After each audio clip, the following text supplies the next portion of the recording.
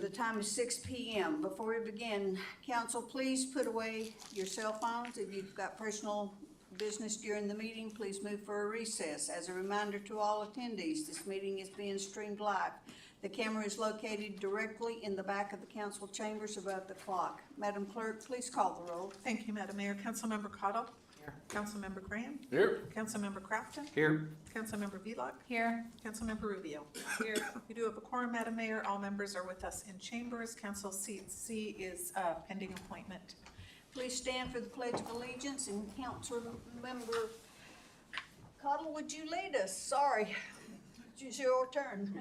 I pledge allegiance To the flag of the United States of America and to the republic for which it stands, one nation under God, indivisible, with liberty and justice for all. Thank you. Well, Kathy's got laryngitis. The first item of business is approval of the agenda. Are there changes to the agenda? Hearing none, the agenda is approved as presented. We are on to public participation. We are now at persons to be heard, a time for members of the public to share their views with the council. This is not a question and answer period or a time for dialogue. Speakers may be referred to administration, or issues raised may be taken under advisement by the council or administration. Seeing no one, we will close persons to be heard, and we are now at unfinished business. Madam Clerk, please read the item by title. Thank you. Ordinance serial number 2525, providing for the adoption of the annual budget for fiscal year 2026 and appropriating funds to carry out said budget. Please note, a motion to adopt is pending on the ordinance. However, the council needs to finish its discussion on capital projects. Is there a motion to enter a committee of the whole? Madam Mayor, Mr. Graham, I move that we enter committee of the whole. Persons in committee of the whole would include the city council, the administration, and department heads, as well as the attorney if she's on tonight. is there a second? Madam Mayor, I'll second the motion. It's been moved by Councilmember Graham and seconded by Councilmember Crafton to enter the committee of the whole. Is there an objection to the motion? Hearing none, the time is 6:03. Council, if you would please turn in your budget book to page 268.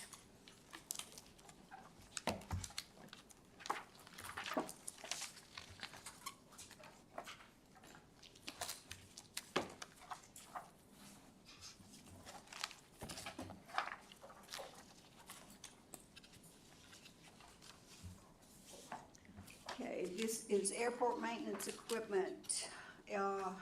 Are there questions? Madam Mayor. Mr. Crafton? Thank you, Mayor. First question was the previously appropriated, probably to Cassie here. 2024, 100,000, 2025, 25,000, and now we're down to 21 and change.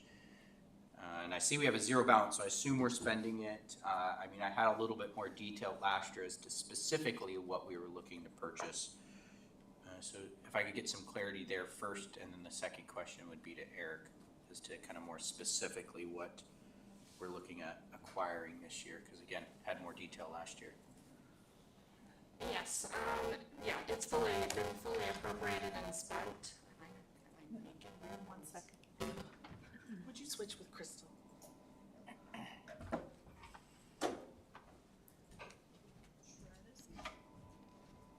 Okay, better? Yeah. All right. Yes. Sorry. You're not an alien. I'm not an alien. Well, you know. So yes, this is been appropriated in 2025 at 25,000. We've rolled over some funds over from since this has been in the budget since 2019 is when it became through. And currently right now there is no current appropriation left. It is at a zero balance. They have expended everything that has been appropriated to it. So why is our previously appropriated only 21,655? It sounds like I know we've had some clerical errors with these ones. I've been seeing some emails. I just want to clarify if that's the case here or what.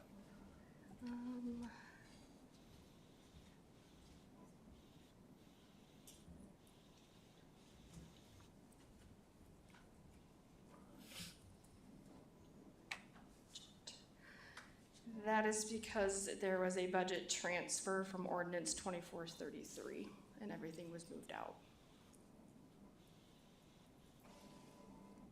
So 2433 moved out how much?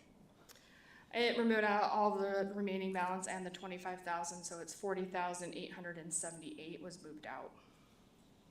And that was in October of 2024. I don't know if that's for sure the actual meeting date, but that's what's in our system. Close enough for us type of situation. Yep. Okay, and then if I could to Eric, what are we looking to spend this year, or purchase this year, I should say?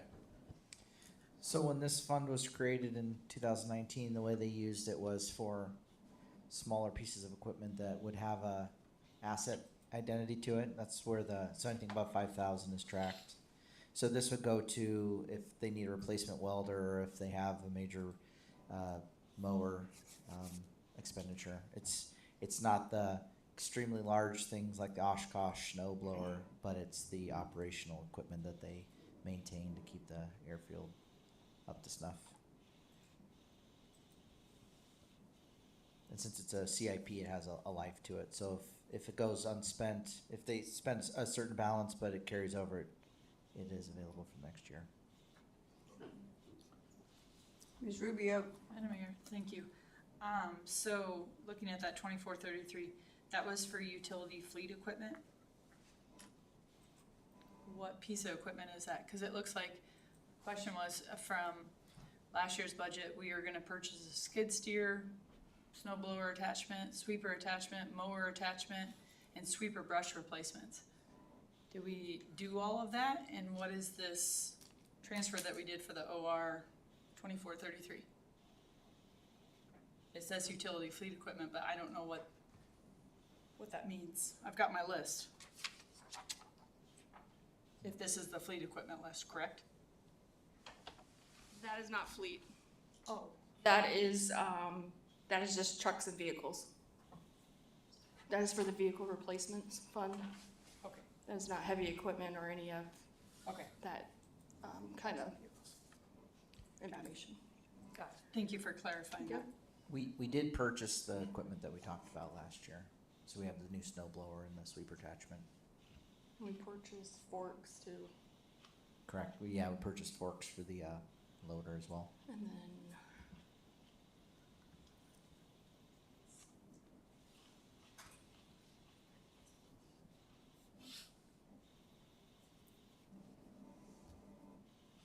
Okay, anything else, Ms. Rubio?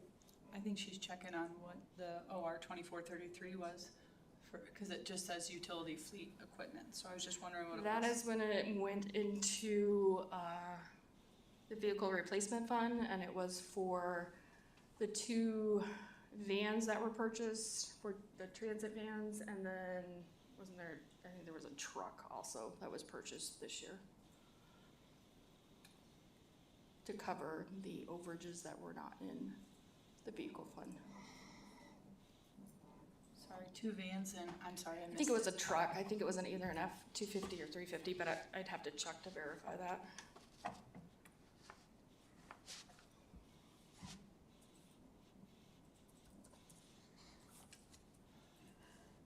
Thank you.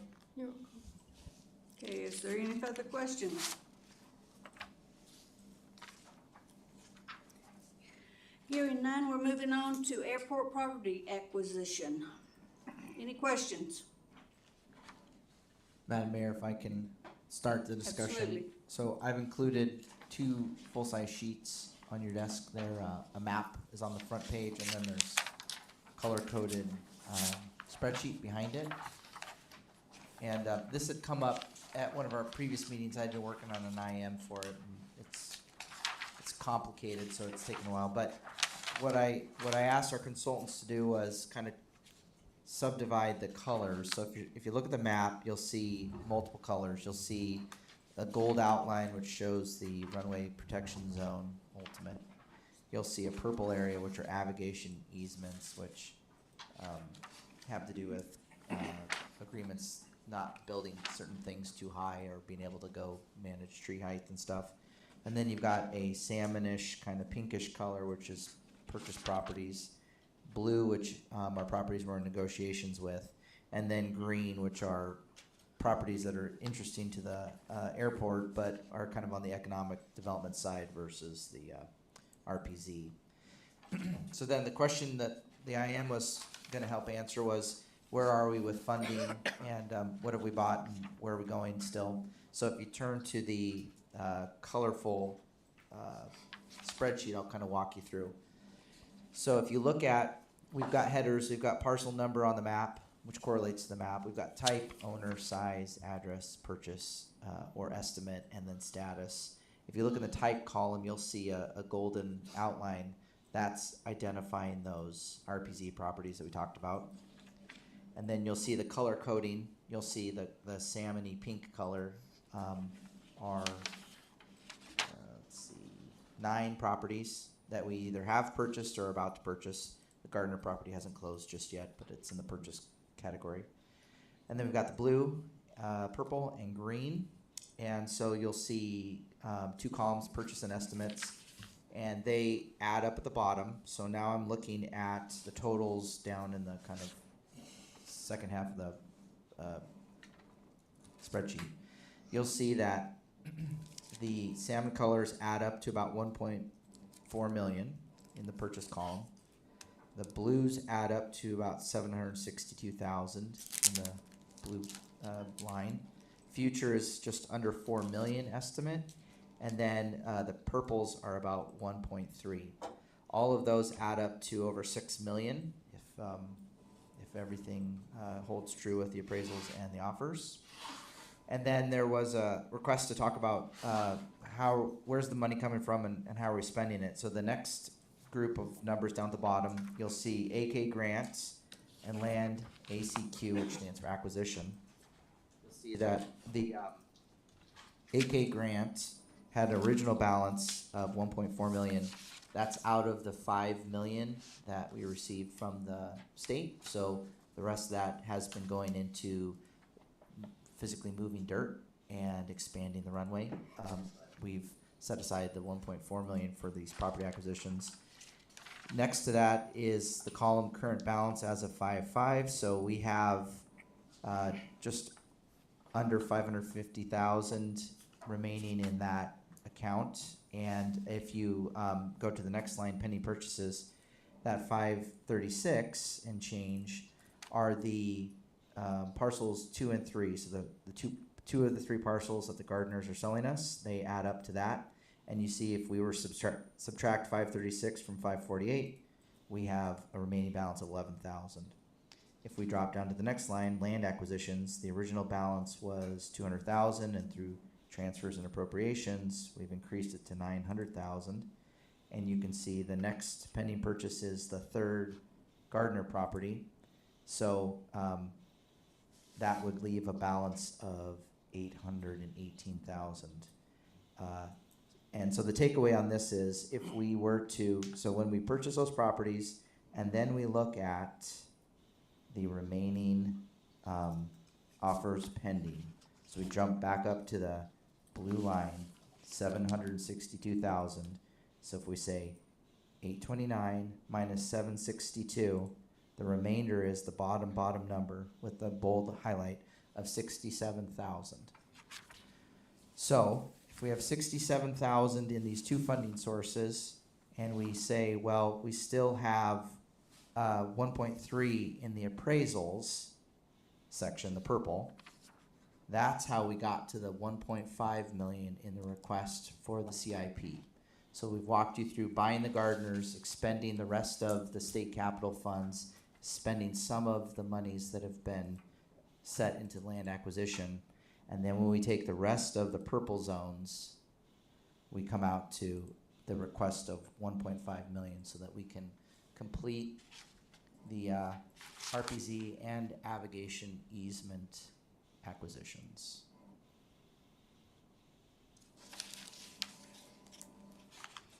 Questions?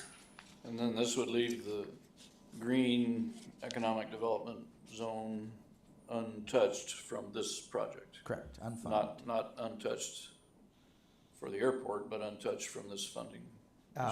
Yeah, correct. There need to be more funding if the council is interested in buying those green parcels. And that funding would be under economic development then? Yeah, so the way we look at those is they don't have a direct tie to the RPZ, so they have value to the airport, but they're not part of this development plan. Madam Mayor. Mr. Crafton? Thank you, Mayor. Could we talk grants? Because I know we had, or I thought we had some more grants coming in for this, or potential to help with some of this cost. Is that true or no?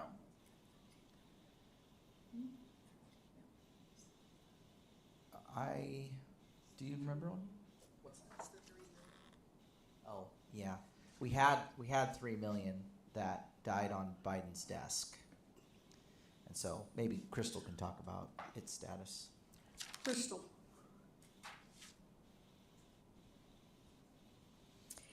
Yeah, so initially, for 26, we had 3 million, had specific to the runway extension, and that was part of the prior administration, and as you know, some things are still, going forward, but the 3 million that we were, anticipating getting signed did not. What about the 13? That's specific to taxiway, K. Yeah, we'll talk about that in a minute. Okay. So basically this remaining 1.3, we're calling it 1.5, just kind of as a buffer there. Yeah, Because we don't have closing numbers costs yet. have to come Yeah. through too. Yeah. And technically, they're in appraisal, so we don't know what the numbers are coming at, but we have a good guess. That's gonna have to come out of our pocket at this point. Yep. Okay.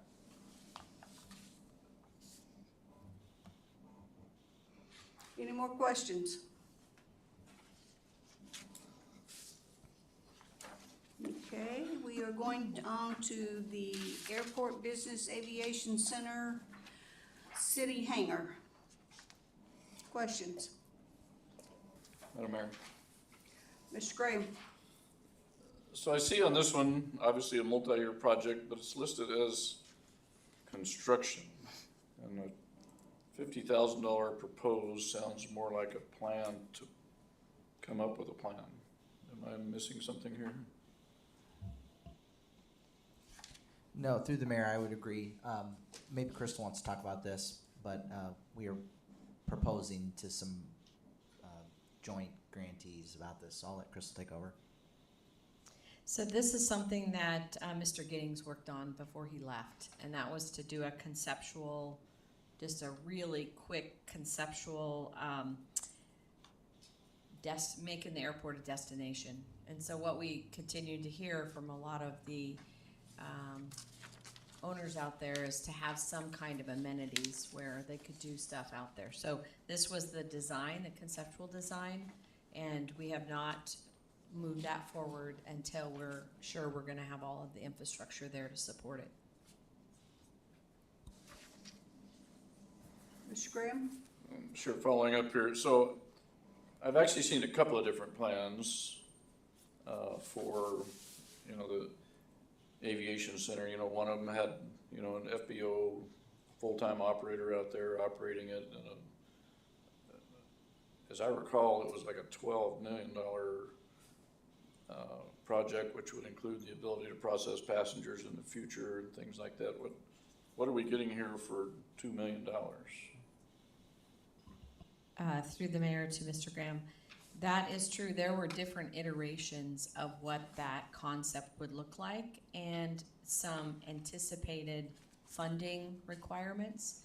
They looked at partnerships or if we were to build one, but that has been on hold until we get the infrastructure and we get the master plan approved by FAA. So when you're talking infrastructure, you're not talking putting up steel and putting up a building, you're talking about utilities and a cement pad. So essentially, this is to prepare a site for a building at some point, but does not include the building. And Eric will confirm that this is in the master plan for the site and correct for the infrastructure to support that. Thank you. Any more questions? Hearing none, we are going to Taxiway K, hangar lease lot expansion, city match. All right, I'll kick this off. So you have another sheet in front of you. It's a 8.5 by 11 with a orange box and a dark blue box. So this is showing the cost sharing with the FAA for the Taxiway Kilo expansion. And so I guess what I want to draw your eyes to is on the right-hand side of the drawing is Aviation Avenue, so that's existing, and then you see the blue line connects to it, so that's a new road. We have a Pioneer Road there now, but this is a properly graded road with asphalt that drives you up on top of the pad, and it brings you to the orange boxes and all of the green, blue. So the relationship with the FAA is that at first we had planned to phase it because we're kind of living in the world of a few $1 million from the FAA every year. And then through some excellent lobbying, they came back and said, why don't we just fund the whole thing? And so this $4.1 million request is to augment $9 million from the FAA for a $13.1 million project. And they will pay for, 74% of it, but they don't pay for the development of the lease lots. And so you see that there's going to be some undeveloped sections in the orange. Those lease lots would, at the current rate, bring in about $18,500 per year in rental when they're completed.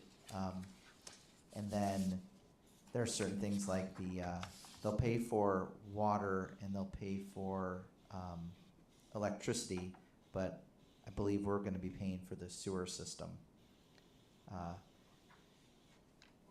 So this is unexpected for us in a good way. We didn't expect the FAA to be so supportive in a single swoop, but we're looking for the match that we need to put this out on the street this fiscal year and get a contractor out there, and it'll be a couple years worth of work. Madam Mayor, Eric, so this is a grant waiting on approval, or this is a grant they've said, if you come up with the money, we'll come up with our end?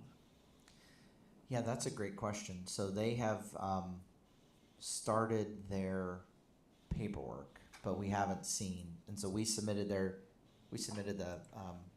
plans that they wanted to see and the breakdowns, and so they're working through it.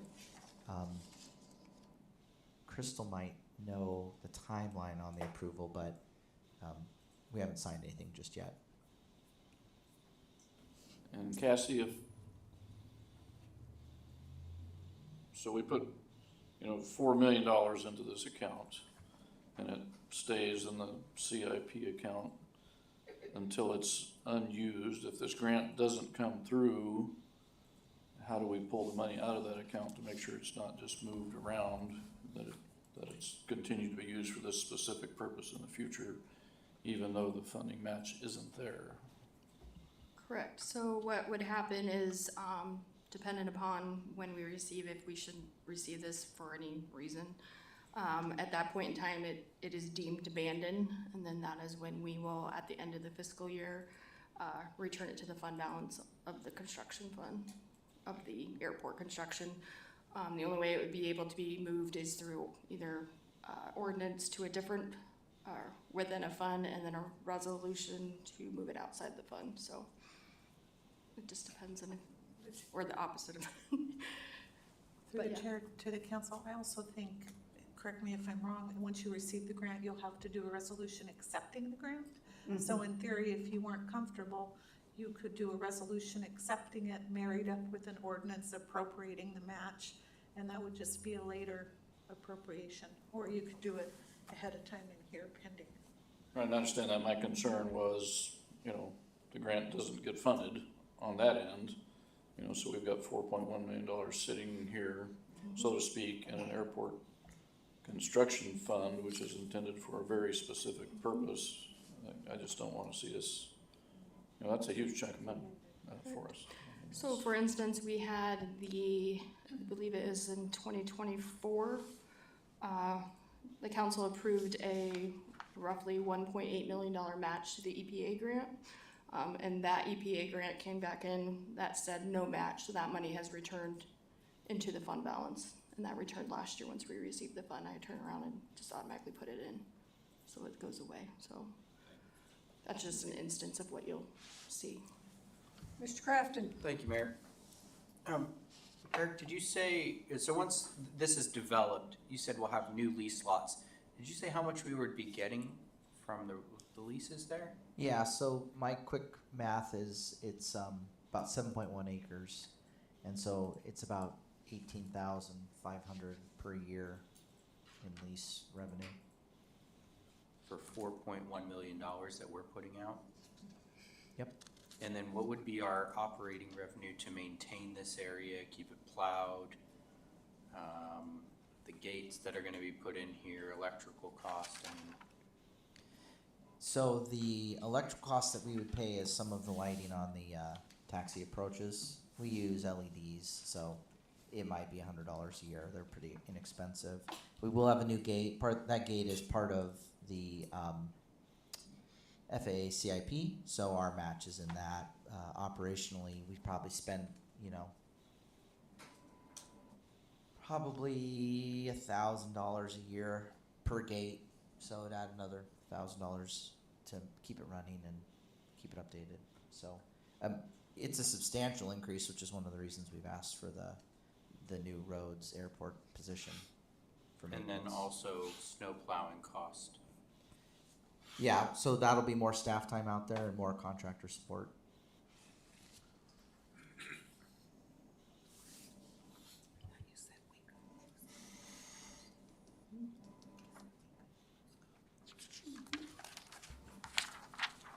Madam Mayor, Oh, Mr. Gray?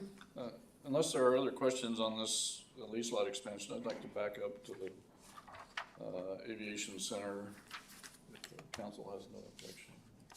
I have one question. So we'll let that go. Madam Mayor? Yes, I do have one question. So we put in for this match already, so the paperwork, the ball is rolling?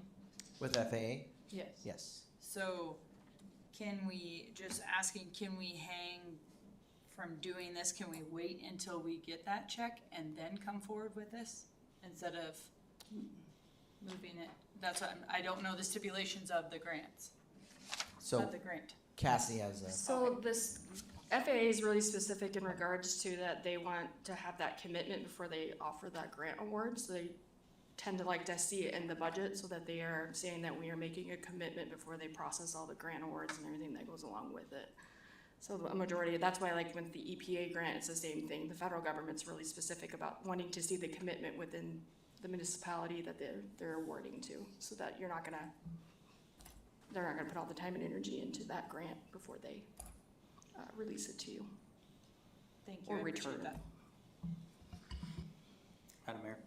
Mr. Crafton? Sorry, before you back up to the other one, Mr. Graham. Two questions. First to Crystal. Is this the money that when Senator Murkowski was out here, is this that amount that she was pushing? She's getting it through FAA for us, or is there a different dollar amount?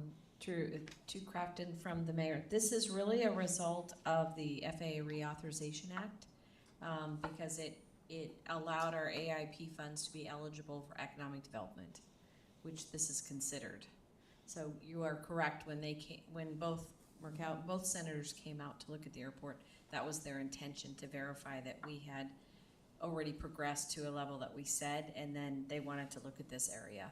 Gotcha. So this is the dollars that they were pushing Correct. to get us, was this dollar amount, okay. Correct. And then the second question was, last year, cause we're talking hangar lease lot expansion, and last year, we had put in $100,000 for a hangar lease lot expansion. And then when I flip to page 278, which has, the projects from last year, I still see the hangar lease lot expansion with $100,000 in it. Isn't this the same project?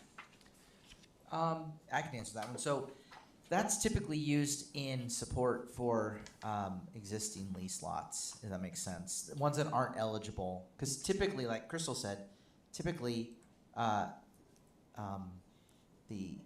level of support from the FAA dwindles as you get further away from the runway. And so this taxi lane kilo, that's aren't in. And then they would never have considered supporting the rest of the blue without the reauthorization that is for economic development. And so the 100,000 is like the other lots on the other end to maybe get utilities or address drainage issues. It's those lots that have been in existence and they're off the taxi lanes already. This is a unique relationship with FAA because of the new opportunities for that funding. So the other monies are to work with the current lease owners in existing leases for whatever they might need for operation. Okay, thank you. Any more questions Madam Mayor. about taxiway K? Okay, now, Mr. Graham. Thank you. So, in my notes here for the Airport Business Aviation Center City Hangar, right now I'm leaning against that, okay? Because, last year we put money into that account, and nothing happened with that money. And my notes to myself say, let's see a plan before we put more money into this. There's $25,000, I hate to say sitting there, but there's $25,000 available for this project right now without us providing any additional funding. And I just don't have any idea where this money is going, because we talked about utilities and concrete and so on and so forth, and the staff summary here talks about, modern office spaces, maintenance facilities, specialized services. I'm gonna have to be talked into this. Would you like to take a shot at it, either of you?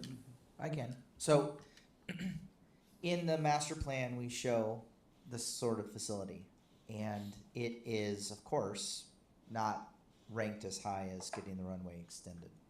Crystal and the mayor have been talking with users that need teaching space, and those uses morph perfectly with this same sort of facility. So they've been developing relationships with like Connect Tribe and other groups that have funding for training, funding for classrooms, and funding for other programs that we wouldn't typically think of asking city council to fund. So the idea is to develop the program for this building and get outside entities to join us in building a facility that could have been an FBO but would also serve as a training facility.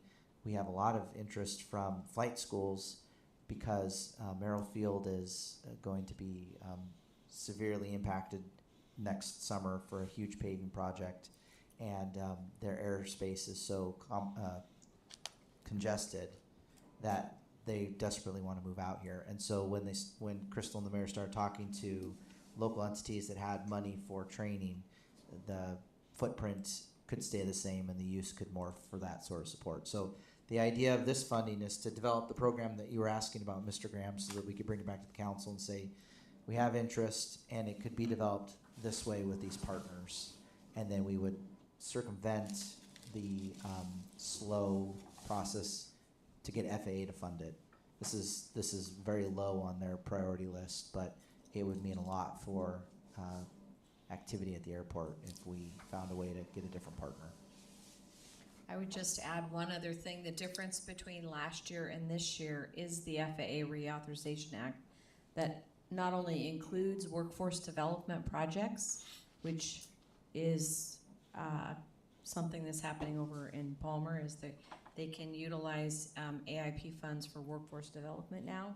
There was also a barrier that we had because we were beyond 48 miles from Ted Stevens, and now in the Reauthorization Act, it does allow for 28 miles. So that gives us some additional eligibility opportunities with FA that we did not have last year. If I could Mr. follow up.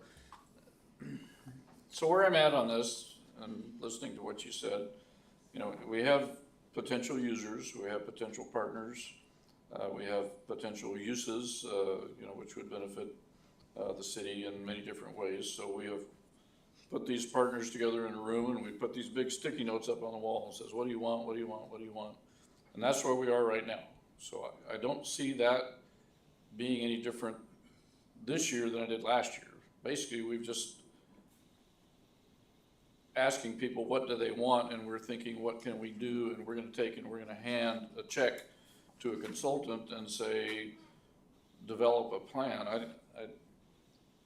I'm not seeing the cost tripling for developing a plan between last year and this year. I mean, I would be inclined to a $25,000 proposed budget for 26, which would give you a total of $50,000 to develop that plan, which I think is a pretty reasonable number, versus $75,000 on a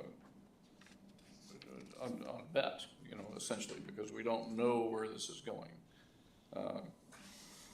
If I were to amend that to $25,000, should I wear Kevlar to the next meeting?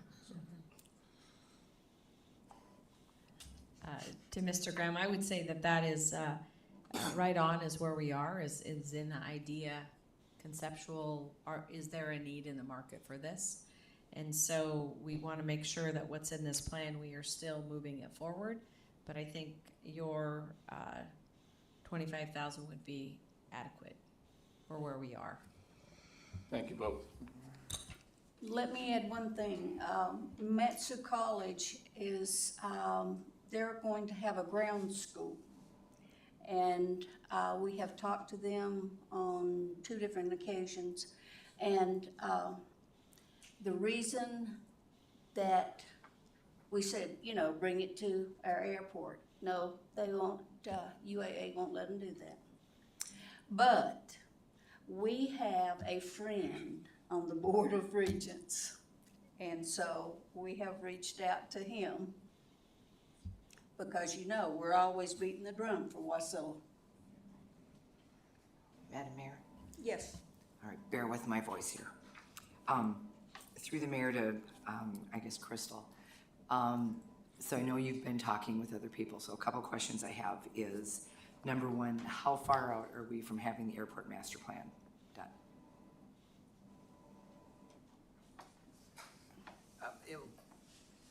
It'll be done this fall. This fall? Okay, thank you. And then, is it possible, Crystal, to get some kind of a summary sheet from you of all the different type of groups that you've talked to that may be willing to partner with this, this airport city center hangar, and just some of the different ideas and things that have been talked about? You know, we kind of have pieces here and there, but I think if we had a summary page that gave us more information of the type of groups that you're talking to, the people that are interested, what their interests are, things like that, I think that would, I mean, basically, you gotta sell it to us, and that would help. To Councilmember Cottle, we could definitely put together a sheet and the different types of users and the reason why our location would be a good destination for them. Thank you. Okay, Ms. Rubio. Madam Mayor, I would love that, because when I look at office spaces, I think of all the space that we have at the Menard Center for office space, and I look at the library. There's several different locations that we could use for office spaces. So I don't like that. So I love the idea of getting it laid out, all puzzled together for us. Thank you. Any other questions? Hearing none, we will move on to page 270, runway extension 5,100 feet.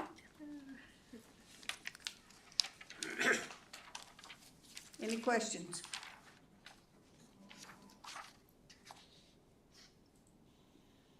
Madam Mayor. Mr. Graham?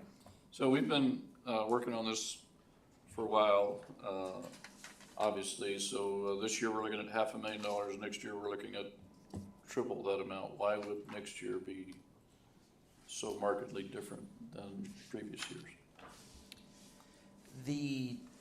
If taxiway Kilo goes through, then we will be focusing on that. So we are blessed with having all the material we need on site, and we've been very successful with using contracts that have good prices for material movement. So this augments future contracts to continue to move that material. And what that allows us to do is then bring a smaller project to the FAA and have them complete the 5100 project. So we're front loading that work as we are already moving material around the facility. So what you'll end up seeing is we'll be proposing to FAA in the next 18 months the next project, which is the runway extension. And we'll have accounted for what we've gotten done and show the FAA that we've gotten a long ways even before that official project started, so that we can have them meet us in that expansion. Ms. Rubio? Madam Mayor, does this have, you said we're moving dirt, is this the dirt that's down by the train depot? Is this part of this? That was moved, that was topsoil that was taken off site. This would be moving material from where we already have started with, we call it Hamburger Hill, but continuing up into that parcel that we own.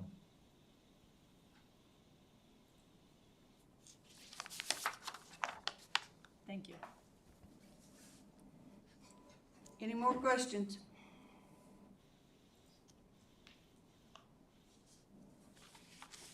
Okay, hearing none, we will go on to marketing funds for airport expansion.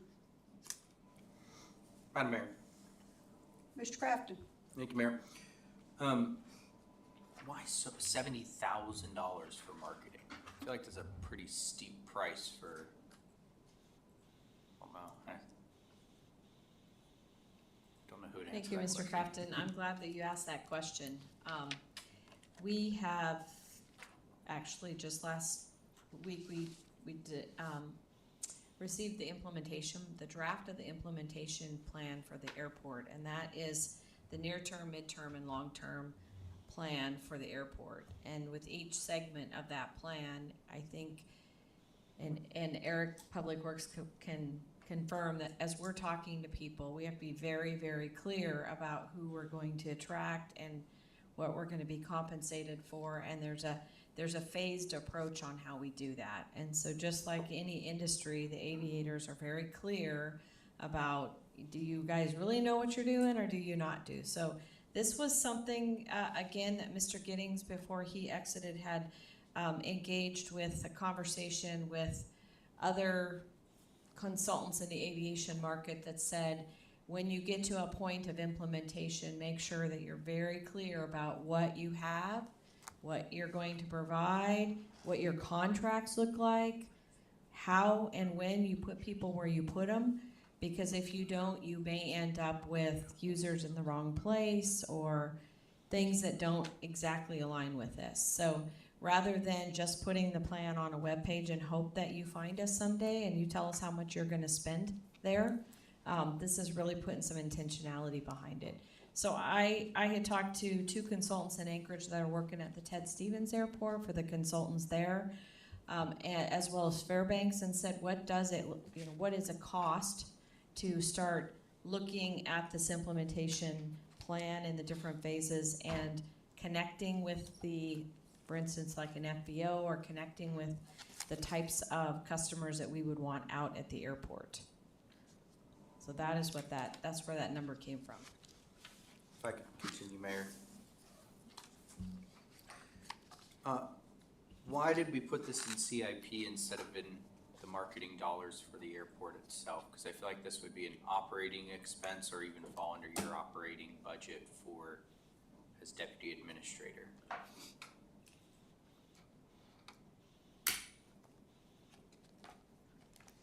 Mr. Crafton, that is a great question. I don't think we have put marketing in the airport in the past. And I think it'd be treated kind of like a study. So, an enterprise this large usually has it has a shelf life to it, just as a study CIP does. So, that was our thinking on why it would show up in this area. And last question, if I could, Mayor. Yes. We're thinking this is not going to have a future cost, but where this is a one-time, I feel like we're gonna spend more dollars on this. We're gonna spend $70,000 on marketing for the airport. I mean, is it gonna end up lying somewhere else? Kinda like what I said, we'd have marketing dollars in the airport operating budget or in the deputy administrator budget somewhere, planning, I don't know. Is that what's gonna happen afterwards? And you are correct.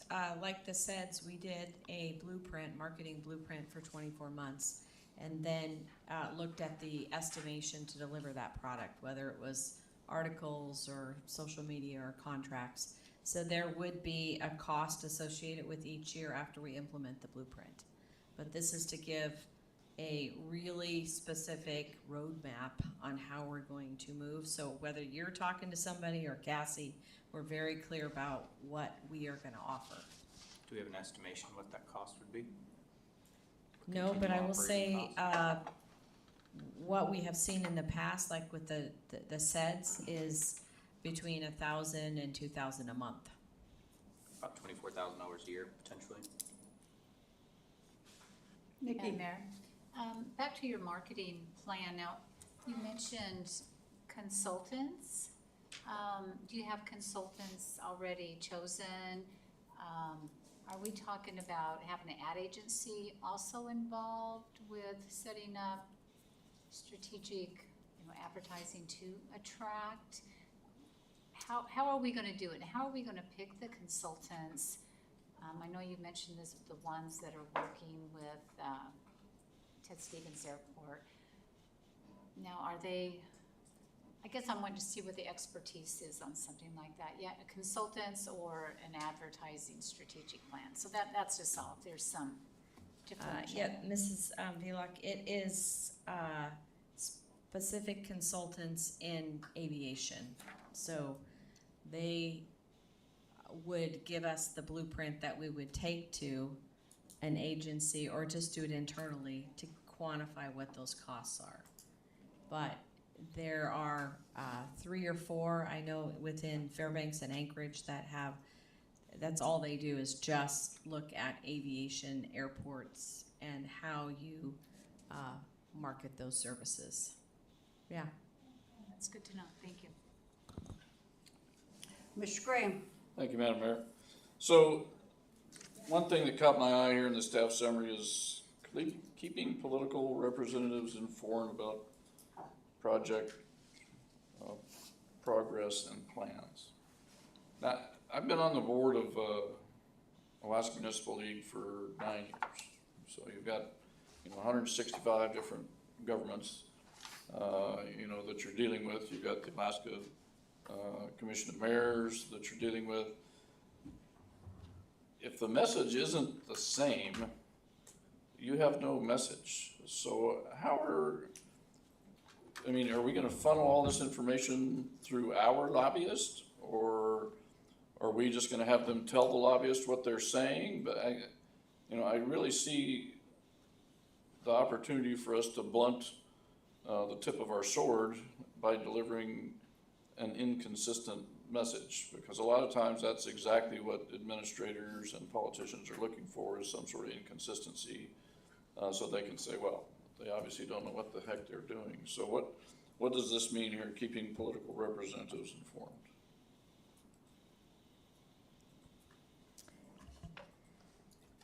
So when we reference that, that's really the legislative priorities that we present to the legislature for federal and state funding. This would be marketing to those individuals that want to relocate to the airport. So those are very different. But when we receive funds, we are accountable to those individuals that have granted us the money to show them that we're making those connections and we're moving it forward. And where specifically, what page are you reading? On page 270, Oh, okay. on the staff summary here, third line down, middle of the line. It almost sounds like an afterthought.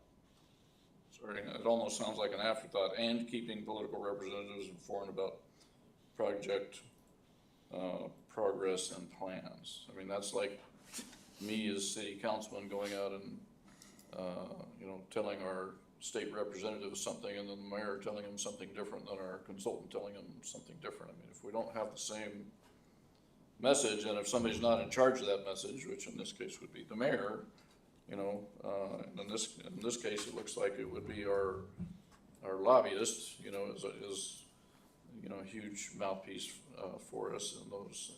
I'm just concerned that this money, could actually work against us if we're not careful with it. And I would agree. I would say that we would take that out of the narrative to keep it very clean. Any more questions? Hearing none, we go on to page 271, airport maintenance, roof repairs, and repainting. Any questions? Madam Mayor, Mr. Crafton? I think my question goes back to a lot of the ones we've done here is we're calling this repairs, but it's in capital improvements. Why is this not in repairs? It's only $30,000. I mean, it's to extend the facility's lifespan, but I thought when we do that, we call those improvements, not repairs.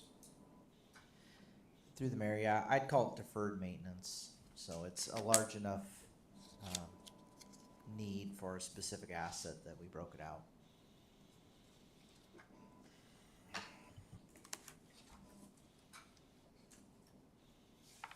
Any more questions? Madam Mayor, can I also make a comment about that? Yes. I will say that prior, as we've gone through and looked at prior budgets and things, the prior councils requested that anything of large maintenance and repairs be put into the CIP budget. So if that is a change, then the will of the council, then we just need to know, because we can put them into operating, but they've been this way for many years. And so the reason we've been putting them in there is so that they have their own project codes and they're line itemed out. So that's the only reason they're this way, I guess you could say. And Madam Mayor, I would agree with that. In the past, we have seen smaller projects like this go under, operating and repairs. Then those repairs don't happen, and that money gets siphoned off within another account. In this case, it's very specific what it's for, so that's all it can be spent for. So I think that probably has a lot to do with the history of it. So. Any more questions? Hearing none, we're going on to airport gate control improvements. Any questions?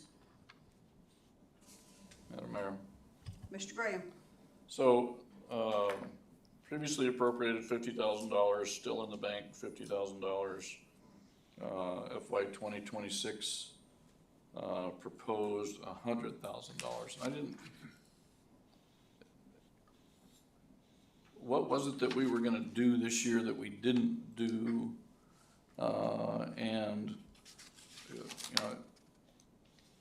It's hard to track it through here because we don't keep things with the same name. But how is it we need $150,000 now where before we apparently asked for $50,000 with no forward funding request? Yeah, thank you for that question. So the work the work is being performed right now for the first 50,000. We had to wait for a fiber connection that we had to run up the street before we could get connected to the system. So right now they have started to replace some of the antiquated equipment. We've updated a couple things, and so this is the request to finish the updates. So this $50,000 in the bank was as of the end of March, but that doesn't mean it's going to be there at the end of this fiscal year. Right, we're spending it right now. Thank you. And one of the complaints the council might hear about is there was a keypad where you could type in a code at the doors. Those have gone obsolete. We can't use those anymore.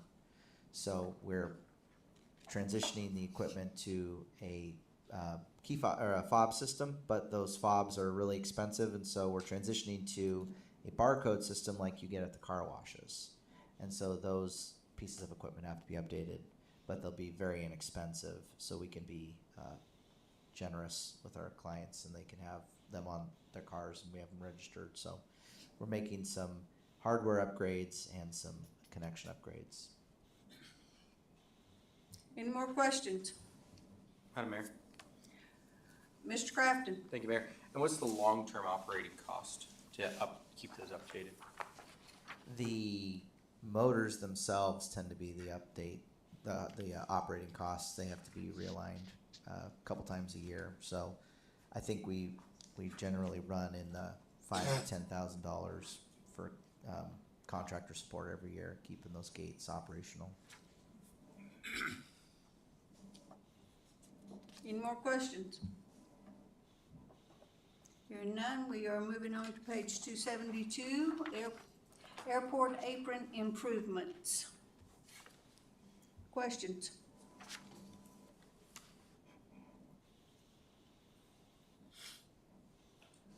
Mr. Graham? Madam Mayor, so once again, getting into the staff summary here, future terminal, didn't we just talk about that 20 minutes ago with a different pot of money? And now we're saying, well, we need 2 pots of money to deal with that?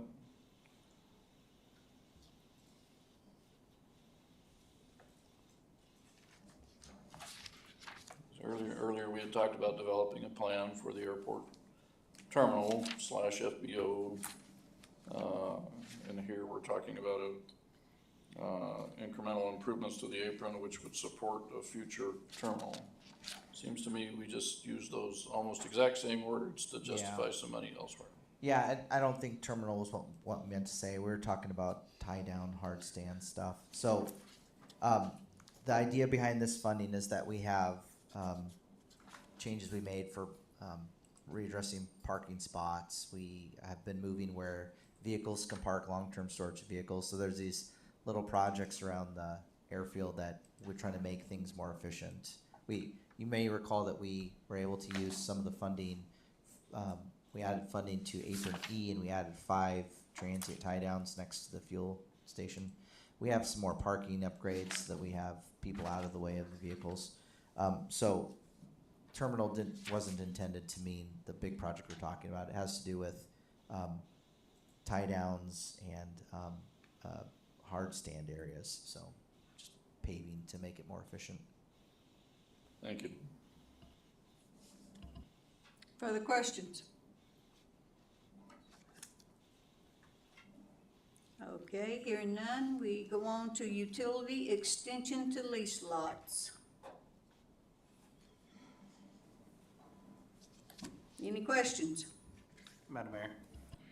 Mr. Crafton? I see Eric's got the mic, so I'm not sure if he had something he wanted to say about it or. I was just going to give you a heads up. This had been funded last year to extend the water line on aviation, and we had asked for and received approval to move some of that money back out and add it to the property acquisition fund.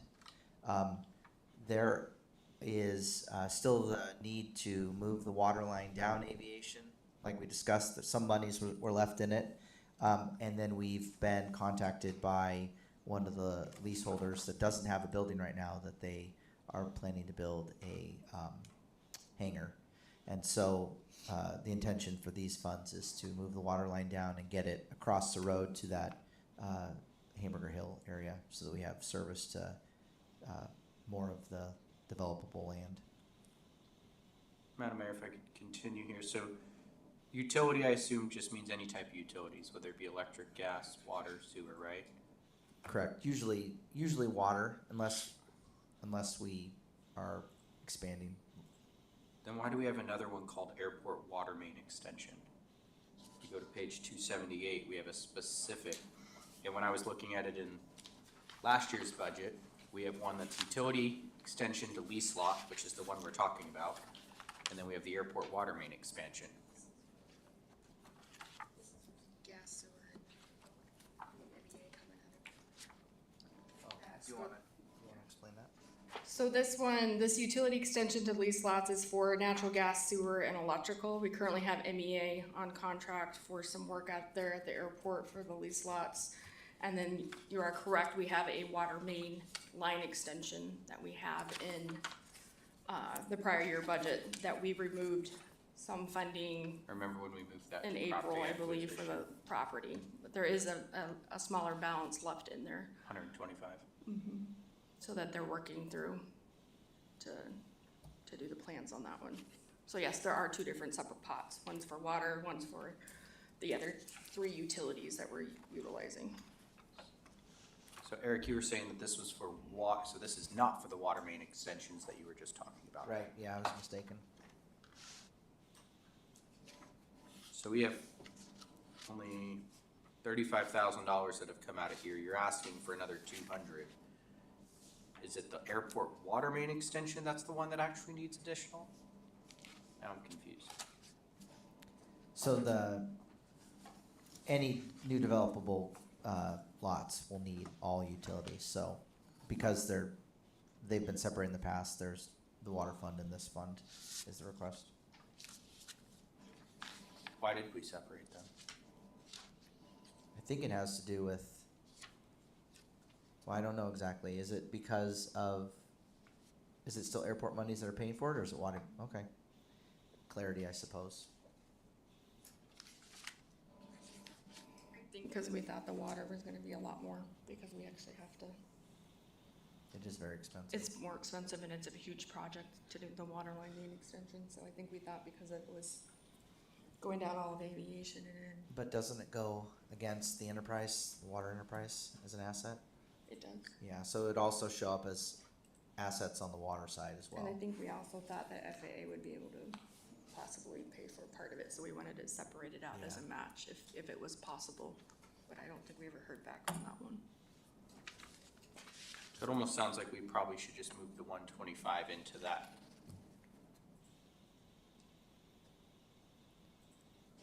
Move it where? So we have a separate account that's, No, so, yeah. okay, separate airport water main extension, which is a utility. And I guess I'm just not quite hearing, it sounded like we were trying to separate it for a reason and that reason did not work out. Well, That's a mishearing. it hasn't been needed at this point, if that makes sense. So the FAA switches back and forth on what they're supporting. So, and because the water main goes against the water enterprise, when we move all of these utilities out, so if we do sewer as well, it's gonna be a sewer enterprise, even though it's at the airport. So that's one of the reasons you see it broken up, is because it's going to live in a different fund even though it's at the airport. Any more questions? Yeah, it'll be separated and depreciated as a separate asset. So the sewer lines we separated and the water lines, we move them into their asset categories and depreciated separately. But the airport fund will be the fund that's constructing it and paying for it. Mr. Graham? Thank you, Madam Mayor. So, once again, in the staff summary for the item above this one, airport pavement improvements, includes utility extensions. This one talks about utilities for Airport Drive and Apron K, and up here it talks about utility extensions to the apron areas. So is the funding request above this for the airport apron improvements exclusive of Apron K? Is this Apron K specific money? What? Seems like we mentioned utility improvements several times in several staff summaries when we talk to the airport. There's no doubt that we need them, but like Mr. Crafton says, I mean, what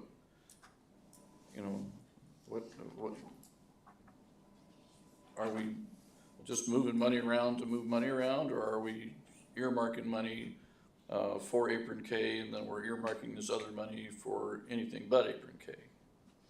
That's an excellent question.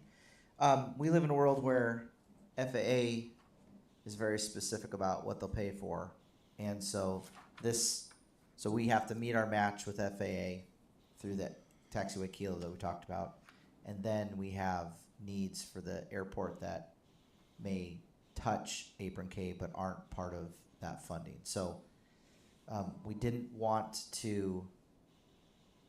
to make sure that we had the funding that aligns correctly with that development, but also means that it doesn't have to run through the FAA grant process.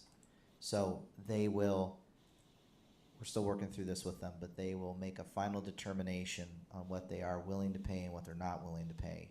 But our match goes against most of it. So this is to make sure that we have a functional project for utilities with taxiway K and outside of it, so that we keep this funding separate from the FAA, because it brings a bunch of reporting and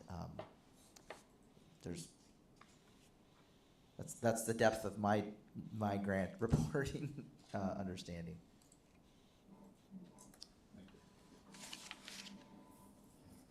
Any more questions? Hearing none, page 273, runway and security camera repairs. Questions? Madam Mayor. Mr. Crafton? Hey, Mayor, I just wanted to clarify, because there was some dollars in the operating budget for operation of cameras. Is this it, if I recall? Yeah, so we had talked about A few different during places we had operations. talked about that. There definitely is an ongoing operational subscription for the cameras, and then this is for replacing or adding cameras for proper monitoring at the airport. And we had talked when IT was up here talking about kind of a consolidated camera plan, we had talked about that afterwards. And because of the different funds, we're not able to do a consolidated plan. The airport monies paying for the cameras stay within the airport fund. So we have it broken down that way, so that's easier to track asset-wise.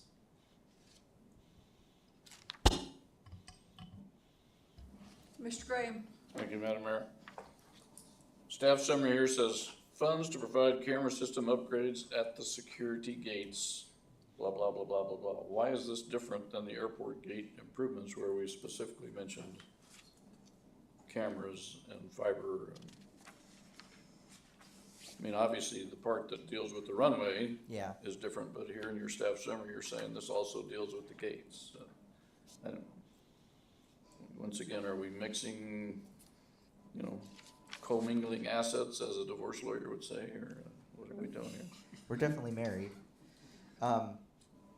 The idea behind these cameras is to go out on light poles, so they are separate from the gate camera, so we can strike that.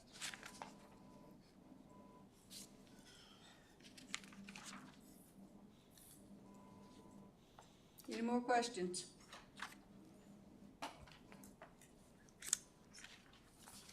Hearing none. Madam Mayor. Before Mr. Crafton? wasn't specifically about this project, I just had questions about the airport in general. Cassie, a while ago I had asked about where the money comes from to pay for these, and you showed me a page where it says this is the transfers out of the general fund going into it. I don't see any money going into the airport for any of this. Correct. Currently, right now, the net position of the airport fund is gonna currently pay for all the match on that. So the airport fund net position is sitting roughly at $8.9 million right now. And if you look at the page on page, It's like 217, something like that. yeah, 216. you'll see down there at the bottom, it has a $21.1 million net position. It currently has $8.4 million that is unassigned, and so that will cover the full cost of the current ask for the airport of 6.675 million. So that's the available cash we have in the airport to spend on airport capital projects. It's unrestricted, correct? So it means that once you approve and appropriate, then what happens is we move that 6.675 million over into committed capital projects, and then it lowers the unrestricted fund balance. And it looks like most of that actually came last year from a grant.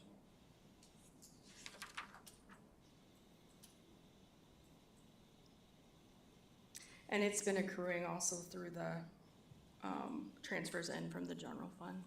So most of this money is coming from us transferring it in over prior years. Correct. Thank you. Okay, page 274. Capital projects in enterprise funds, Curtis D. Menard Memorial Sports Center. Feasibility study. Menard Sports Center expansion. Questions? Madam Mayor, can we take a 5-minute recess, please?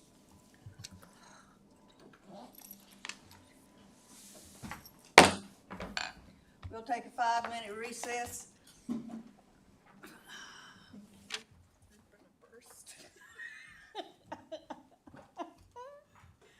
Jamie, quit giving these people water.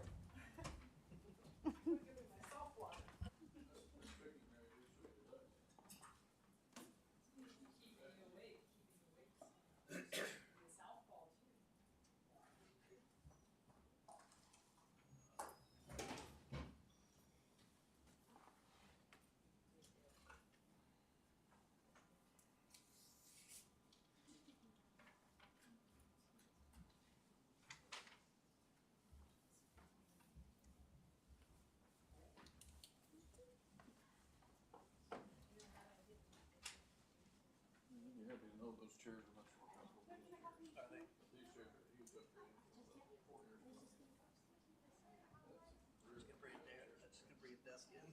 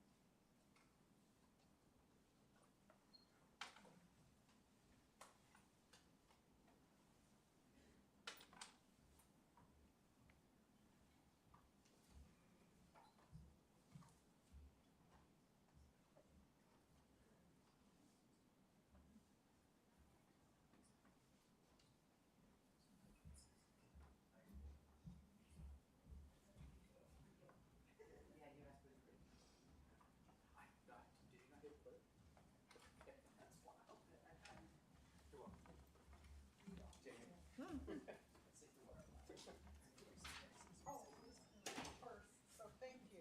Yes. Did you hear me? Yes. Oh.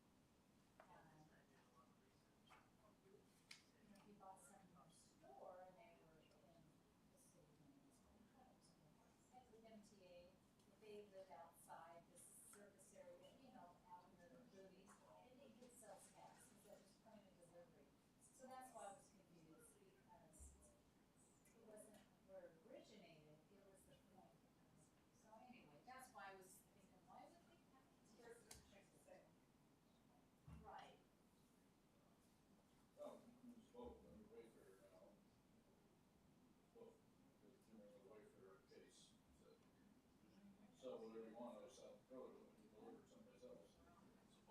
Where it's delivered is where the sales packs are delivered. Right, like, because in the case of Quaker, they carry South Dakota sales tax. Well, anyway, I just wanted to know what we were supposed to do, because we had always calmer, but my thought was because. Apparently that's not normal anymore. It was outside.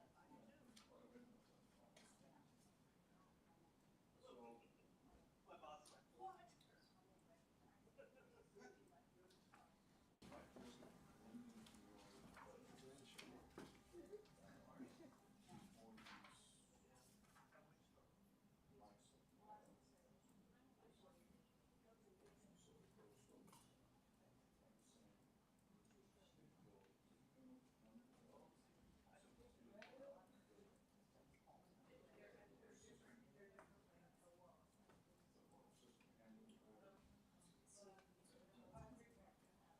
these are they're two different systems. They don't have a problem with that, but it's just, seeing passing mics all the time. And 5 or 6 mics over there.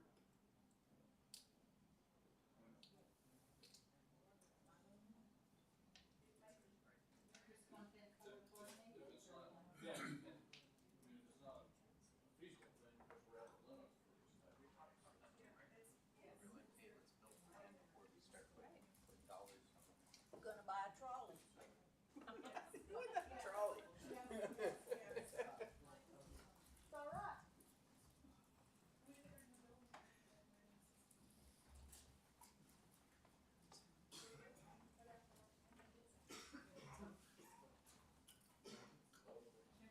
I know, that's me still. I just don't remember I that never- being approved. I but- never give up on the dream. What didn't we approve? He was teasing me about the new sound system, and I said, well, don't, when we get our new building, I'm gonna get a new sound system anyway, and he said, continue to dream, or he's happy I'm a dreamer. Oops. Back on the record at 7:18. Madam Mayor. Hang on just a second. Okay. I didn't realize everybody wasn't back. Sorry, I kind of skipped out. Excuse pretzels. It's assault. Hey, Mr. Crafton. Thank you, Mayor. Cassie, I'm still trying to wrap my head around this net position thing. So, because I pulled up our audit from last year. And I mean, I get it was a year ago at this point, but I guess I'm trying to understand how all of this got in here. Because I mean, it's not saying that we had that much cash available last year. What page? I'm on It's not actual cash, it's fund balance, They're two different things. So,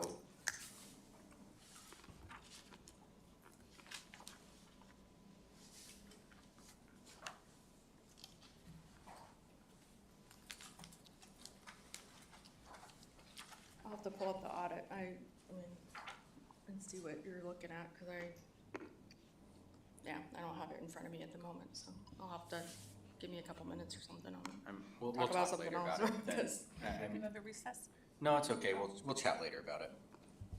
or she can pull it up and then go back to it.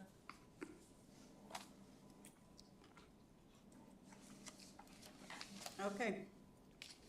Are we moving on? What are we doing? Let's move on for now. Okay. Feasibility study at the Menard Center, page 274. Questions? Mr. Graham? Thank you. So the feasibility study will encompass the following key areas. Current usage analysis. Are we collecting this information now from our users, or do we know what demographic they're serving? Do we know what it is that they're wanting that we're not providing, or are we going, well, you know, we could probably do better, why don't we find out what people want? I mean, you hear from these users every day, you and Bob hear from these users every day when you're talking to them. It seems a lot of this information is already there, or perhaps should already be there, because we're thinking ahead. I mean, when the Menard Center was built, we already had a plan to expand it. There's a phase two conceptual plan, kind of pie in the sky plan. So have we not been collecting data to find out if that plan is doing anything, or is it just sitting on the shelf? I mean, before we spend $75,000 to collect data, I'm just curious, do we already have a lot of this data? Through the mayor. Yes, we have a lot of the data through our Placer AI, our record keeping of door counts, user group, revenue, all those kind of different things. The idea would be to have a consultant use our data, compare it to other facilities, things like that, so that we know, okay, here is where we're going, or the track we're on currently. This is kind of, and then they can use it to determine market study, because they can get all the data from Anchorage, they get all the, like Sold Out in this new field house. So the idea is to take what we have and match it to other data, and if we're missing something, be able to come up with how they can pro forma some of that information to go forward. And Ms. Nygaard mentioned that there are several companies that kind of specialize in airports. Are there Alaskan companies that kind of specialize in community center, sports center, that sort of thing? Yeah, I have two. Well, one, McKinley Group, I believe we've used with other assessments or plans. So McKinley Group is one. There is Ballard King out of San Diego, at least the rep for us is San Diego, but they were part of some of the initial studies back when they were looking at doing the facility to begin with. So we know we have at least two right now, and that's where I've got some of the kind of the draft proposals of what their feasibility study would contain. And if this study was completed, do we own the data, or are they gonna use this data to go to other, to go to Valdez and say, hey, your convention center needs this? But who owns the data? I mean, I don't wanna see us spend $75,000 so that Homer can have a better YMCA. Right. I don't know if I have seen a clause who owns it. I mean, any of this would become public anyways. And I know what they will be doing is they'll be going to other places like Soldotna and Homer that have done versions of this to make some of their decisions. So it's kind of it's out there, because once, they provide it, it's public information, so.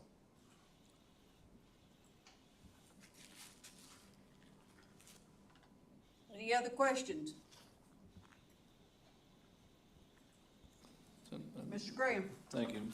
So, cost benefit analysis, any sort of convention center or sports facility is gonna be a cost to the city, a recurring, constant cost to the city or borough or whomsoever is financing this thing. And then the benefits are hard to quantify, that's like later on, we're gonna talk about putting in an automated RV dump station. Is it gonna pay for itself? No, it's not gonna pay for itself. Is there a benefit to the city? Yeah, there is. How do you balance the two?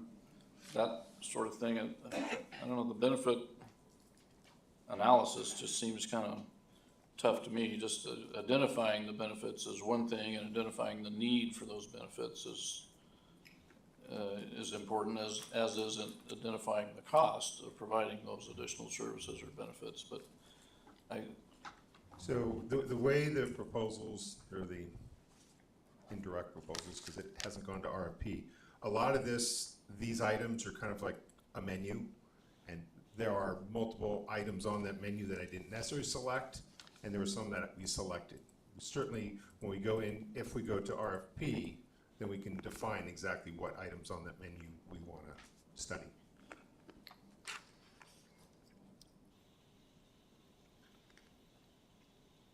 Any more questions?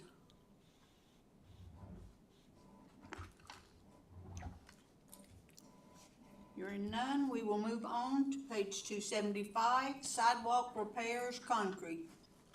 Questions? Madam Mayor, Mr. Crafton? keep even ask this question. Probably already know it's coming. I'm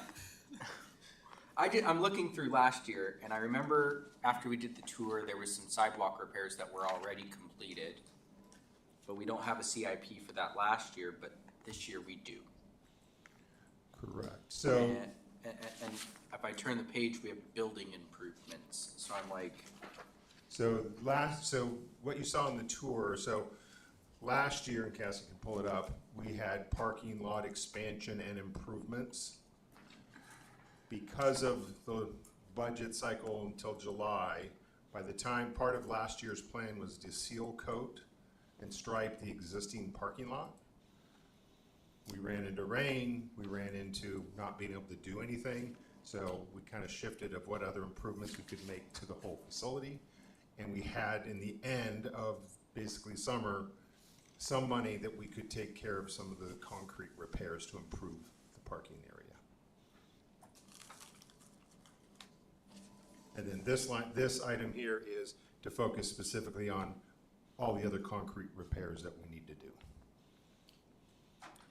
because I'm looking at last year's parking lot phase 3 paving, if that's what you're talking about. If those were the dollars that you used for concrete improvements instead of paving, or did you end up using that $300,000? See if it's on the, and it's still here. I mean, it says you got $2,900, so obviously you used it. I guess, again, I can go back. So we did, on the tour, we did series of different asphalt repair or expansions, like when we widened by the RV lot, where the connexes used to be. So we did a bunch of asphalt work, which was part of the plan, but before we could asphalt the north lot, which is the big intention, we still were grading and taking out topsoil for areas that we had cleared. So we never got to the point where we could asphalt the north lot. One, because of the end of it was by the end of the season that some of this was graded, some of the materials were brought in, things like that. And then we took out the hill, all that dirt and stuff like that. So the idea became, with what we could or couldn't do, we went after the north lot, grading it, leveling it, making it usable without asphalting it, and using the parts of those monies for the other asphalt, concrete projects and things like that that we did.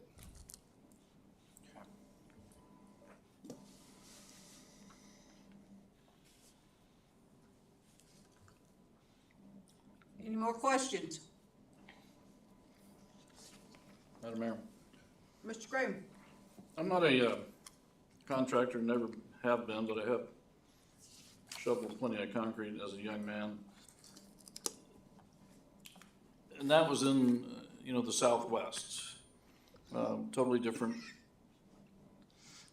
environmental issues than we have, here in Alaska. But a big thing for us when putting in concrete, large expanses of concrete, or even sidewalks, 6 or 8 foot wide sidewalks, was the grading of the sidewalk to make sure that you had good drainage so that things don't pool, things don't remain on the sidewalk. I mean, it doesn't take a huge, degree change to make drainage work. I mean, is that still something that we do up here? I know up here we're more worried about being able to shovel snow off things than we are about the things draining off, but without the proper drainage, the concrete, definitely deteriorates much more rapidly. Is this, when you talk about removing and leveling, I'm guessing leveling doesn't mean making it level, it just means providing for changes in, Part of it, significant changes in some of elevation.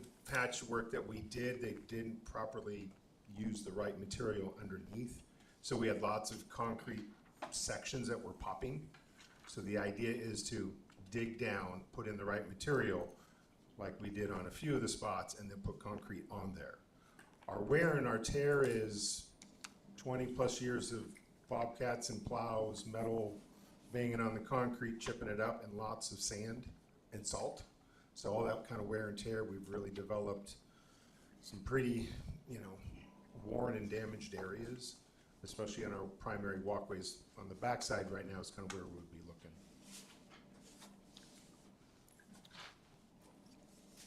Any more questions?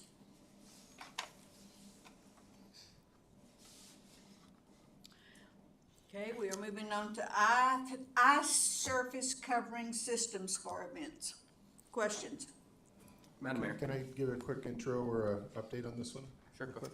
So this project was originally priced out a while back without having final shipping, tariffs, material costs. And so this project went from 320 to right now, with a current quote from just a few weeks ago, we're at $425,000, which I'd rather not spend $425,000 on the floor system.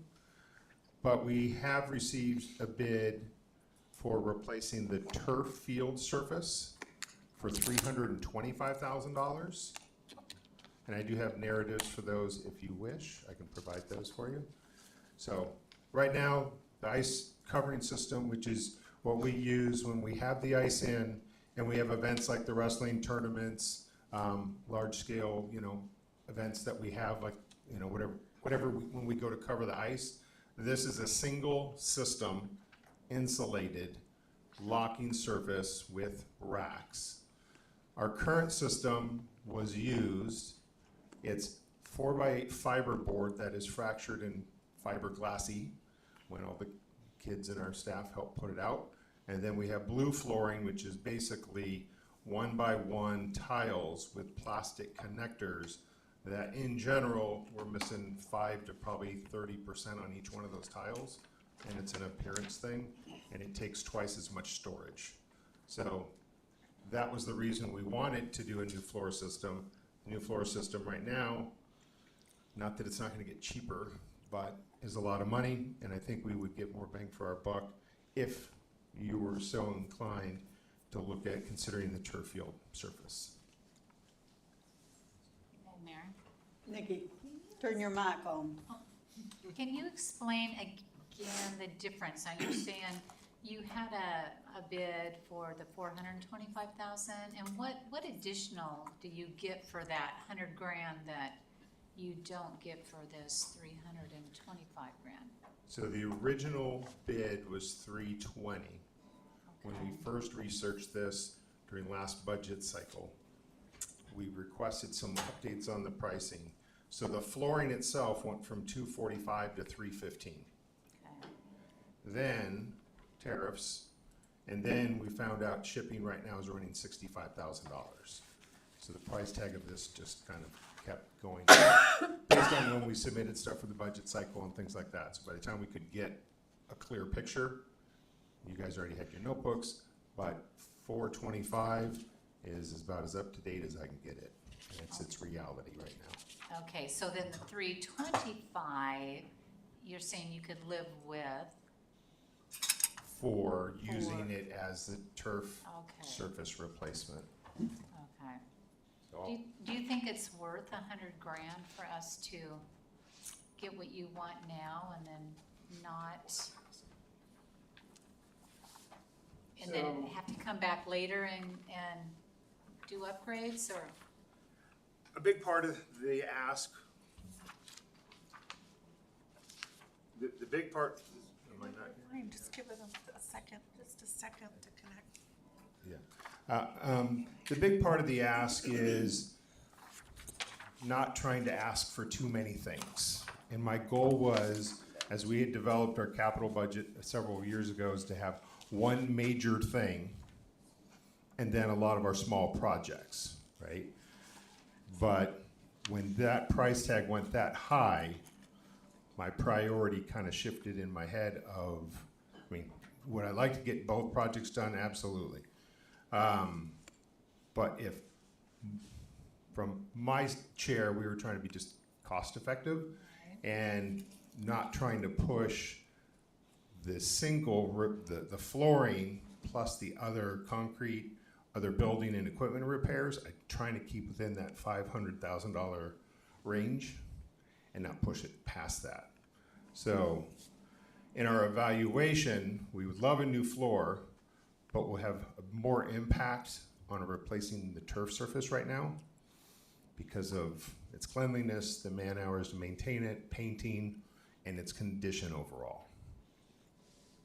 Okay, you mentioned this, Madam Mayor, but you mentioned the $65,000 in tariffs. Where's this coming from? Is it Canada or what?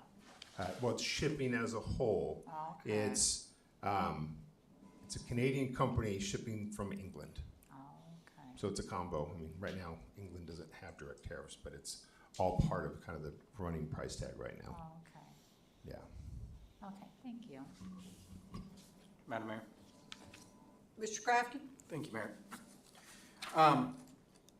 Scott, I remember seeing this during the tour and you showing us this project here, and then we talked also about replacing the turf. My question would be, and I know these are obviously delaying it another year is probably not the most favorable, but would it benefit us to find out what the public thinks about how we might potentially end up expanding the facility before we go and drop that much? Because I know one of the considerations was what if they want to make the soccer field bigger or something, or. So I appreciate that, yes. So when I submitted all of this, that's why I held back the turf field with the idea that a feasibility study could dictate the future, right? And then as we got into our discussions, I know it looked like it potentially been an amendment to remove it. And then getting the new pricing, then it was kind of a shift in philosophy. Because I don't want to buy the turf surface twice, but in the big picture of how much money there is or isn't, again, it's your guys' choice how you want to spend it. My job is to ask, hopefully, what are considered the priorities.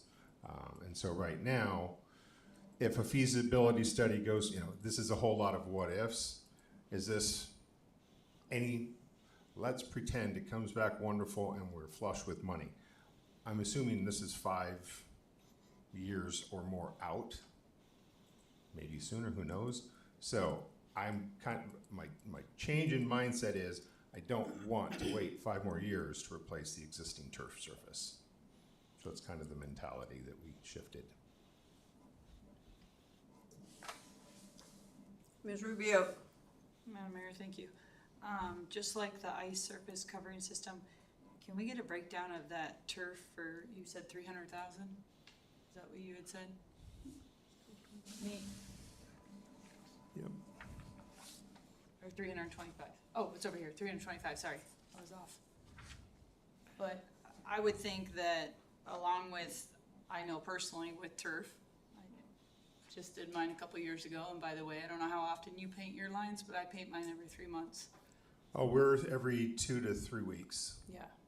And Well, it's that's painting. wear and tear. I mean, that's how that works. So painting doesn't never change. You're gonna keep painting no matter if it's. No, with the new surface, it comes with line inlays, so you don't have to paint it ever again. So what is the cost of that? That's what I'm asking because I know. Yeah, so I would love to know what the breakdown of the shipping material, the tariffs on that, the warranty you get on that. so there's no tariffs on the turf field. This is coming from Washington. So budget estimate is indoor turf pad system, pad installed directly on rock base and the turf with sand only infill. So we're also removing the black rubber ball part of the infill. Cancer. Yes, and every kid that comes off the turf, black hands, black face. This is through a Sourcewell contract. It excludes removal and disposal of the old turf, but we'll take care of that internally. It will have minor base prep for the new system and sales tax. The range is 278, 439 to 291. The sand is only there for ballast. You'll not see the sand in the padding. And then what we'll require is a certain amount of contracted removal, some infill, rolling, things like that through private contractors. So they're at 291 high. We're projecting another 20 to 25,000 potentially for contractor work to make sure the base is ready to go. What is this price a square foot for that turf? He didn't break it down that way. He just has done the range, but the square footage is 15,580 square feet. Thank you. Yes. Mr. Graham? Thank you, Madam Mayor. So, in the handout you just gave us, you talk about the infill, you know, the little rubber balls. You said it's unpleasant, inconvenient, unsafe. You know, we don't get a briefing from the lawyer every month telling us how many people are suing us because they tripped on the turf surface, but I don't recall anything significant for several years. Most of the slip and falls we have occur outside the facility on the concrete, like we talked about. But then farther down here, it talks about you're gonna install new high-quality infill that provides better cushioning, reduced risk of injuries, eliminate the issue of dirty hands and feet. Can't we just vacuum up the infill we have right now and replace it with this newer infill? I mean, does it act significantly different? Well, I mean, does it affect the performance of the turf if we were to put the new infill on the old turf? Well, it's a combination. So the surface of the turf, basically the fibers are pretty much like breaking hair, dry hair. It's constantly breaking down. So the surface doesn't. What? I think you're picking on I would never do that directly, but you guys check it. No. So the rubber ball is also part of for impact and things like that, but this new system would have more of a padding underneath. So you gain more padding where the rubber balls are usually for impact, you know, the old, again, this is 22-year-old surface. And with the wear and tear that we've had from vehicles and campers and just about every event out there possible. So overall, the system is 22 years of better technology, padding system, getting rid of the ball system, and just having sand as a ballast, and the surface as a whole will be softer. So we can do what's called the G-Max test, where they drop this weighted thing off a pendulum, and it rates the impact of how hard the surface is. And so we had a preliminary kind of real soft one. We had some spots that were fine. We had some ones that were not within industry. And so combination for us is to replace the surface as a whole, have a better product for our customers, and reduce our man hours. And if this turf surface is replaced, and this feasibility study, which we're talking about funding, comes back and says, well, we need to move that turf field or utilize that turf field for something else, you know, the ice is always gonna be the ice. I mean, that's never gonna move, but, Right. Moving the turf field or being advised to, use that for a different purpose could be a real thing. I mean, shouldn't we wait until we get this feasibility study back before we replace the turf? Either direction. One of the things is if we replace the turf as is and there are changes to what the results come back from the feasibility study, we can also come up with a new flooring system that we can put on top of it, so we may have multiple use.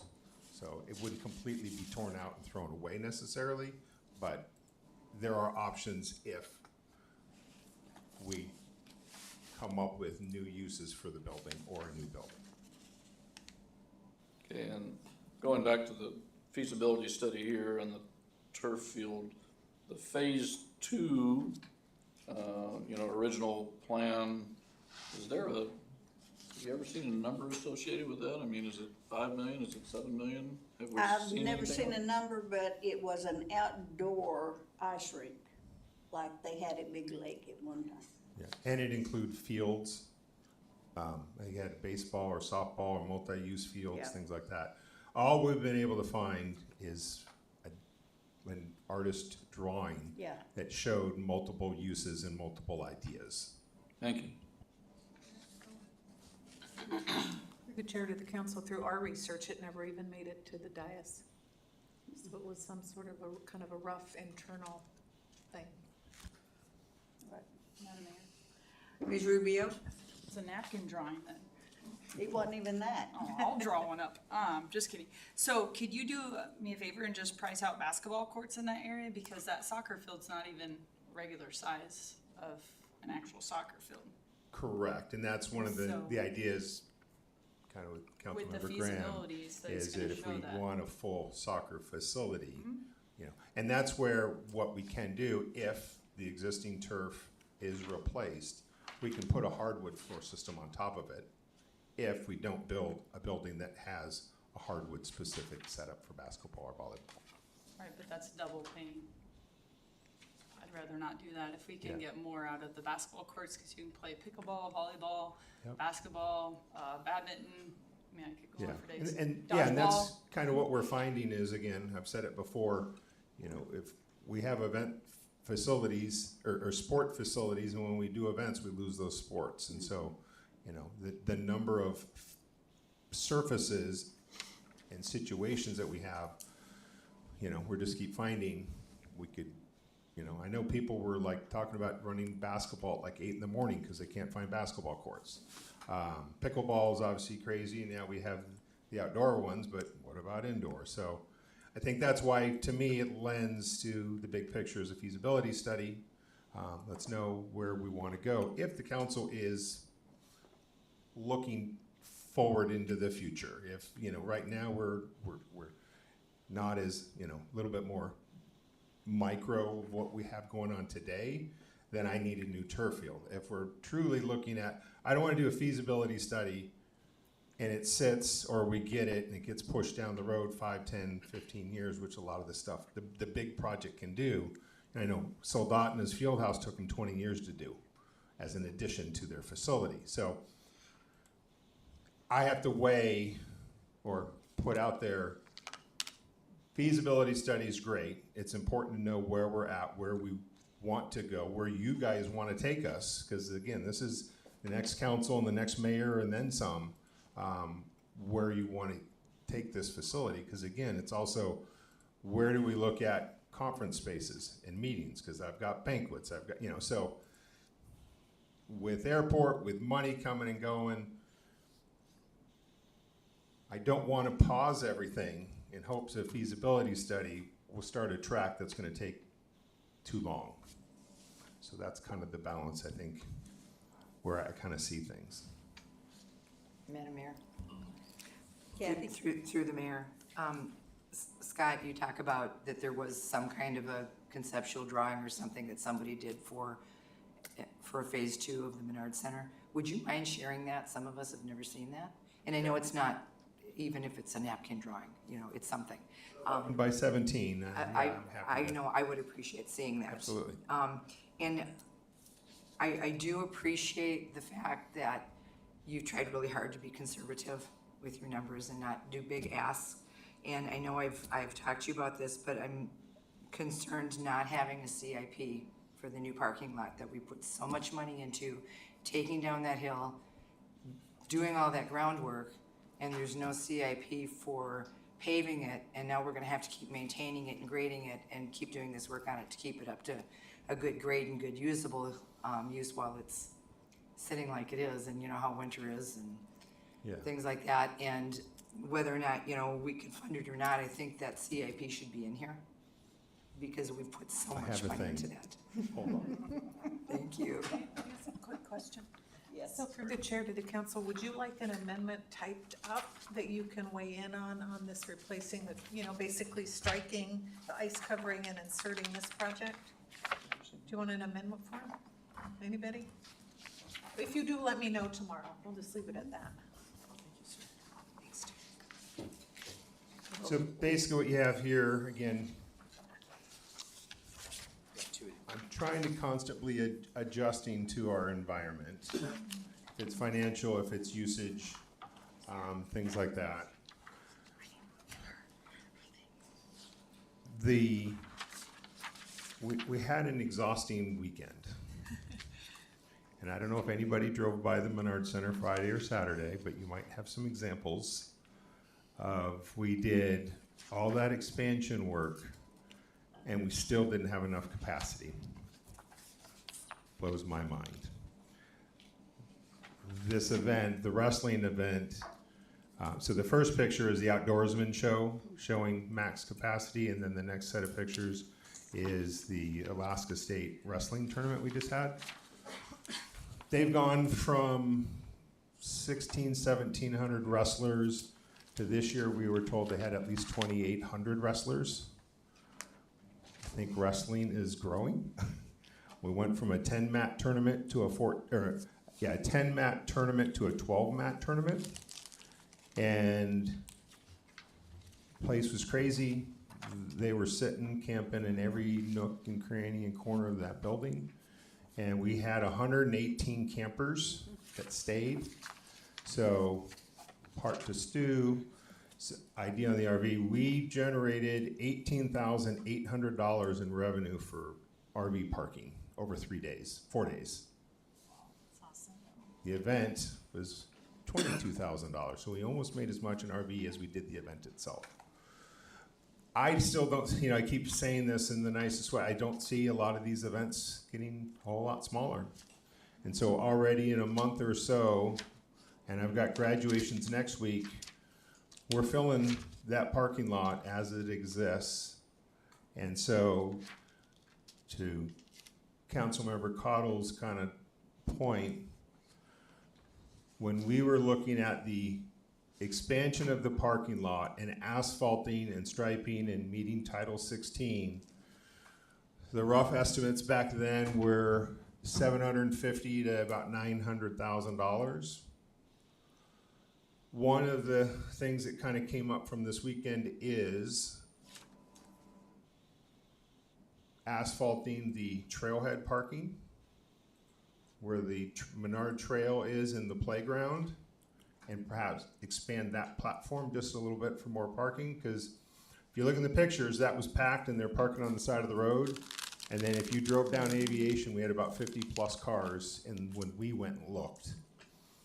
So asphalting and striping the north lot gets us organized parking, and that is certainly one of our challenges.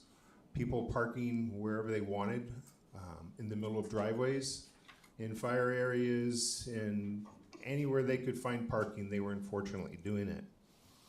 So I've had 2 events in the last month that I'm already under capacity in parking. And so back to Councilmember Cottle's wanting to see this, when I put together the CIP, had a discussion, one with Madam Mayor, and she says, put it in, ask for what you want. And I had conversations with Cassie, and we're looking at the overall amount of money that was being asked. And I said, I've got a parking lot that's usable. It's better than it's ever been. We're thankful. So if we need to wait on it, we'll just make an adjustment. But the pendulum swing, you see pictures, and so if we want to add more parking, again, we may need, say, $250,000 to $300,000 if we want to cut in and grade and prep and get it ready, and perhaps $200,000, I'm just throwing darts on the wall, to do the trailhead parking asphalting. So you have potentially 3 layers here. The $1 million here gets the north lot, remove whatever soils that need to be removed, bring in proper base, because they didn't do proper base when they originally did the little section that exists out there. It gets it asphalted, striped, concrete, landscaping, or landscape issues, landscaping, and then the idea was then to finish the regular lot with seal coating and striping, and that's the $1 million kind of ask. If you want to add 300 to cut in more areas, and prep and have that ready, and perhaps consider the trailhead parking area. Madam Mayor? Kathy? Because the one thing I do notice, Scott, is that if you don't have it paved and striped, you don't get as many vehicles in there because people cannot park without those little yellow guidelines. It's terrible parking, and people take up a lot of spot that they, you know, you would be a little different. You get more vehicles in. We had people triple parking, It's, and yep. and I people had are a not- poor gentleman that had to get to Anchorage to get his daughter to a medical appointment. I think we got him out in time, but they were stuck in the middle of Friday because somebody triple parked around them and behind them. Yeah, and I just don't So- see this getting any better. I agree. So and we may have to start weighing what priorities we want to put on what projects through this whole CIP process with all the departments, so, Right. thank you. Thank you. Mr. Graham? Thank you, Madam Mayor. So, what I'm hearing is causing some thoughts in the back of my mind. That number one, the feasibility study needs to move forward. Okay, and we already know without a feasibility study, we have parking issues. Okay, we already know without the feasibility study that a new ice covering is going to be considerably more expensive than we thought it was, and that may need to be moved to another year or several years down the road. And we also know that replacing the turf field surface, we really need to see the feasibility study before we invest the money in that. But we already know, without paying somebody $75,000, that we don't have enough parking. So I would rather see us move forward with this parking lot. This last handout you gave forward, but I would like to see it change to, $250,000 a year over 5 years. I mean, first go in, identify where that parking is going to be. When I look at it, knowing what I know about the Menard Center, and believe it or not, I was not here when this was approved. I was a mere tot at the time. But when I look at this first picture here that talks about the Matsu Outdoorsman Show April 2025, when I look at the top right picture there, that's all Menard Center land. It's all that wooded land out there.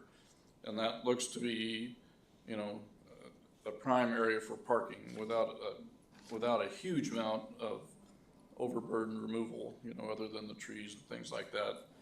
But I mean, getting that prepped and then getting it put down and then spending that $1.25 million over 5 years, $250,000 a year, hopefully would get us that new parking and would get our existing parking paved, in part every year and solve part of the, teaching people how to park issues. So right now, I'm not leaning towards the ice system covering, nor am I leaning toward replace the field service. I am leaning toward the parking, solving the parking, but not at a $1 million price tag, spreading that project out over several years, realizing that it costs more money every year that you extend it out, but it's hard to,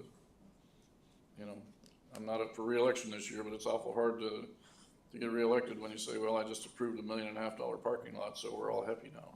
That's tough to do. I hear that, and I think part of the analysis is, there may be, one component of that project that you can't do for $250,000, because the asphalting as a whole might be $400,000, so at $250,000, I see the idea, but I think you got some ticket items there that are gonna, I think seal coating the existing parking lot and striping is about $140,000, $150,000 just for that one component.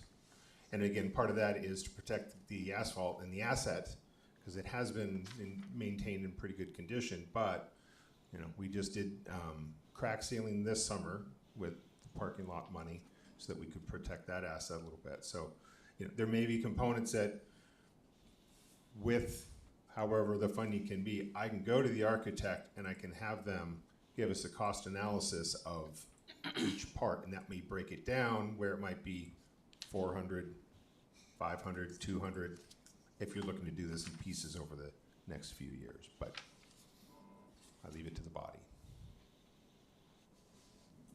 And Mayor? Oh, go ahead, Alina. Ms. Oh, sorry. Rubio? Madam Mayor, thank you. What is our occupancy number there? I mean, we can build 1 million parking lots. I'm all game, but we can't fit that many people in there. So what is that number? The turf field occupancy is 2,442. The bleachers is 1,548. The track area is 1,000, and the ice rink or concrete only is 1,400 to 1,500. So and with lobby, meeting rooms, our total occupancy could be 8,000 people. Could be 8,000. Could be because we did, for Arctic Winter Games, we did an occupancy analysis because they were old numbers and they weren't servicing what we were doing, like graduations and things like that. So I can send you guys that analysis. It's broken down pretty easy. That would be awesome. Yeah, Yeah, I love Yeah. that. But we can handle up to, I think, 8,000 people in the facility at once. And then next question, what do we already have for parking? How many spaces, how many rough Currently, estimate? asphalted striped is 621. Then the trailhead, which isn't really my parking, but we use it, or it does overflow, has about 100, 125 capacity. And then the north lot with the architect plan would be 478, as with the current Title 16 and that kind of usage. So the goal was to have at least 1,000 marked, striped, same thing, but over 1,000 parking spots. Right now, that dirt lot can handle 400, but when we have like campers, that's sometimes the equivalent of 3.5 vehicles.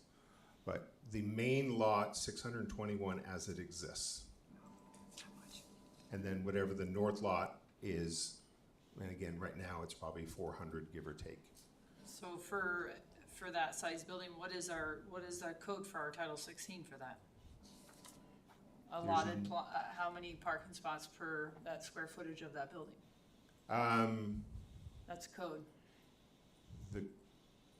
We're currently, I believe, above, well, the blueprints have an equation in the math, and I can give you that exact. Awesome. But right now, our existing parking is more than enough what code would say that we need to have for that type of building.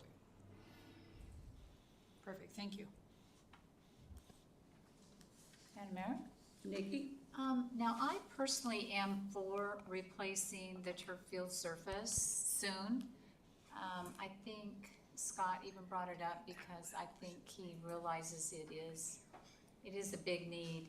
And I don't know, I have been on that and my grandkids played on it. And when you say dirty hands and feet, you're being kind. You're talking, they come out black to where you're throwing their socks away, you're throwing their pants away. It's not dirt, it's like black, it's awful.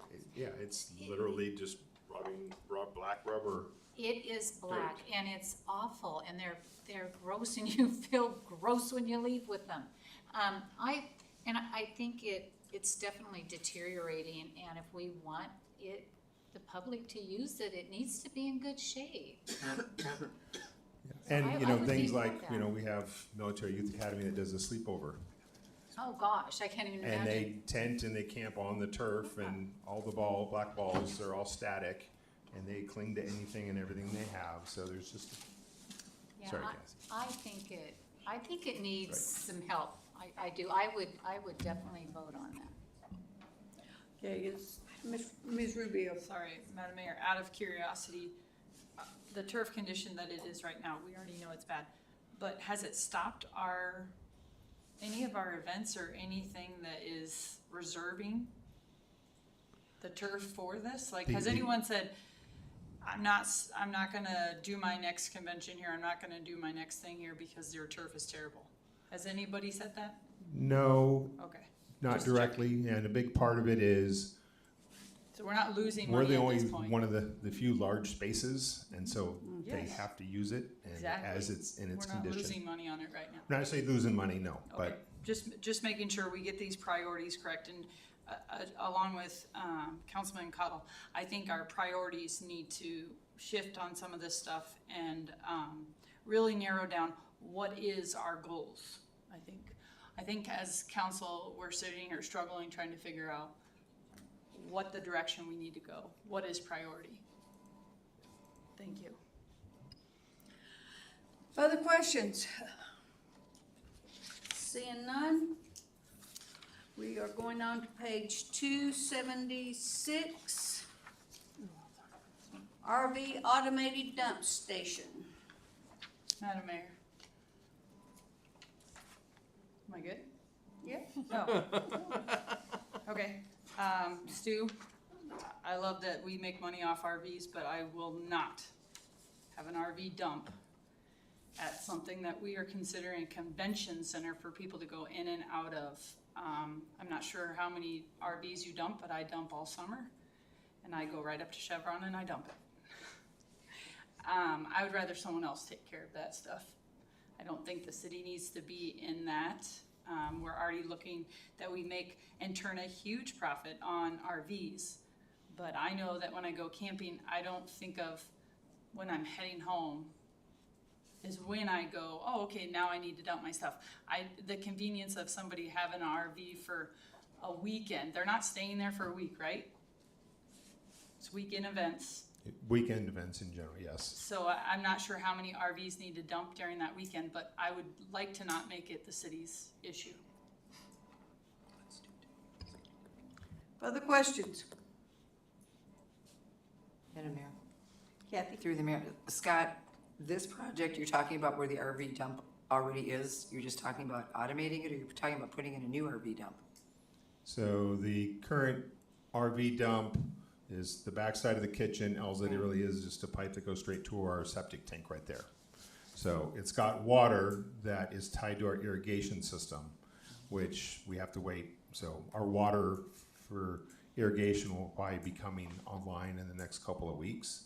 And so the concept is pour a pad, we need to run power, get internet to it, and then it's an automated system again that they can come, swipe, use whenever, however. Again, if there's water, or they can always use it.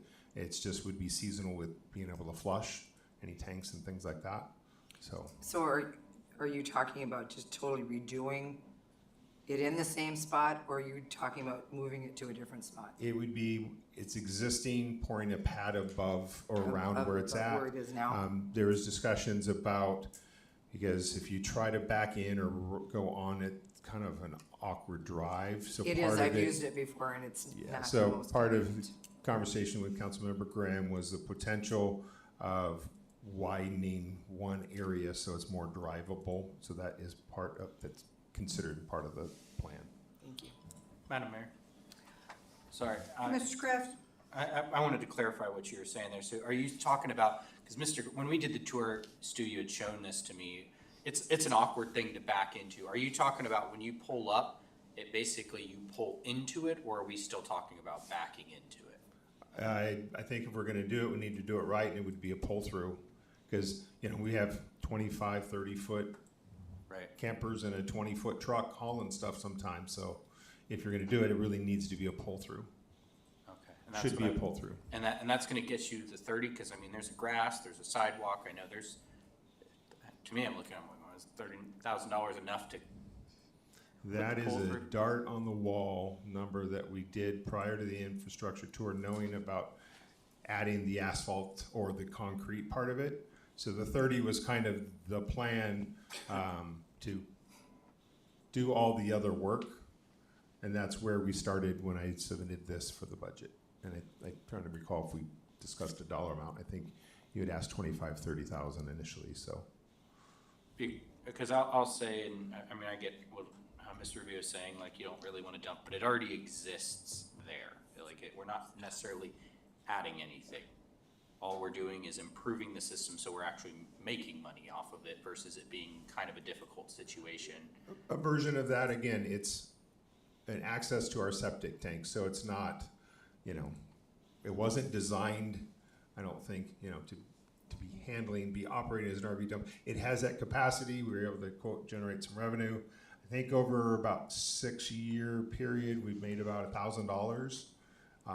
But a part of it, you know, with Councilmember Graham, we don't advertise it because my challenge, and if you want to go to the positive side of the project versus our current reality is somebody shows up on a Saturday, we're in the building doing a setup, and we've got to go unlock it. Right. You know, we're doing this, and then they need to wait to make sure it gets locked. So for us, it generates some money, but it's more inconvenient than it is anything for us. But it's always been an alternative, and I think it was all part of added when they did the, with our quote RV lock and the power pedestals to kind of tie, okay, if you've got an RV, you need power, which we have, and then now you do a dump station, and they kind of started advertising, I think, around that. And that's who I would think would use it, is you're not gonna think the average person's driving all the way to the Menard Center. They're gonna go, like you said, to some other place at that point. To me, the people I see using this would be people, instead of having to drive off-site all the way down the road, it's right there around the corner. That's my thought. I wanna do it right if we're gonna do this and put the pass-through in there, kinda like what you said. You're pulling through into the place instead of having to go around it and then back into it. And this is the version of the system that is at the Three Bears over by Home Depot. So, Madam Mayor, Ms. Rubio, this is located right outside our kitchen there, you guys. Why are we improving something like this when you can go down the road? If we're trying to get more RVs in there, then why don't we just open up an RV camp and put a dump station there? Like, we are turning a convention center, so to speak. You want it to be a sports center, all of these things, but now we're in the RV business for $1,000 for 6 years? And we're gonna spend however much to expand this and to make it a convenient thing? Think about it, guys. Mr. Graham, Thank you. So I have been thinking about this for several years after, many constituents have come to me and talked about the difficulties of dumping your RV in and around the city of West Salt.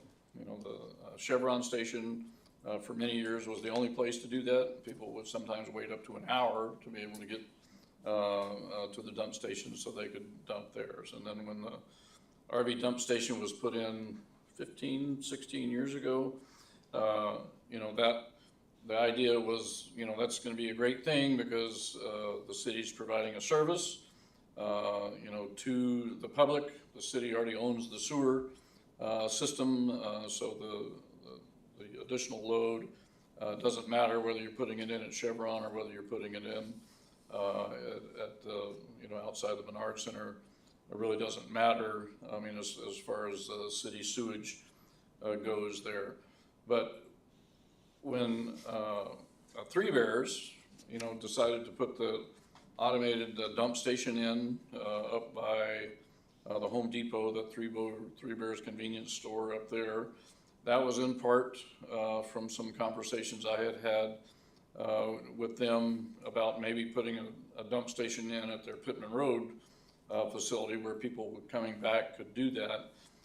And people that are using the dump station now at the Menard Center, number one, they know it's there. We don't advertise it anywhere. Nobody knows it's there unless it's there. And the majority of people that are using it are the people that are transiting that way to get down KGB Road. One of the fastest growing areas in the nation. And here in Alaska, I mean, we're toy happy. We love our RVs, we love our trailers, we love all our toys and things like that. And this is a question of, are we providing a service? And is it a service that's appropriate for the city to provide? And in this case, the city does provide sewage, and whether we're providing it, at the Chevron station or at the Three Bears, or at the Menard Center.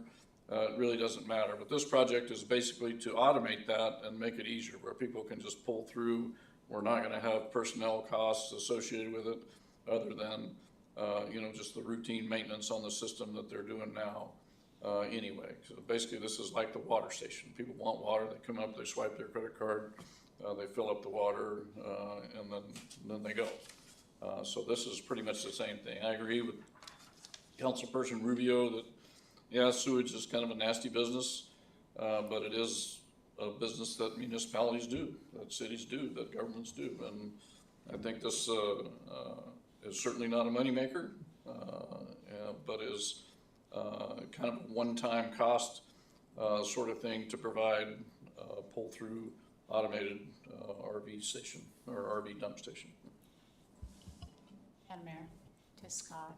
So right now, though it's not automated, you have to have someone actually come out and help each person, is that right? Yeah, basically, it's a cap with a lock.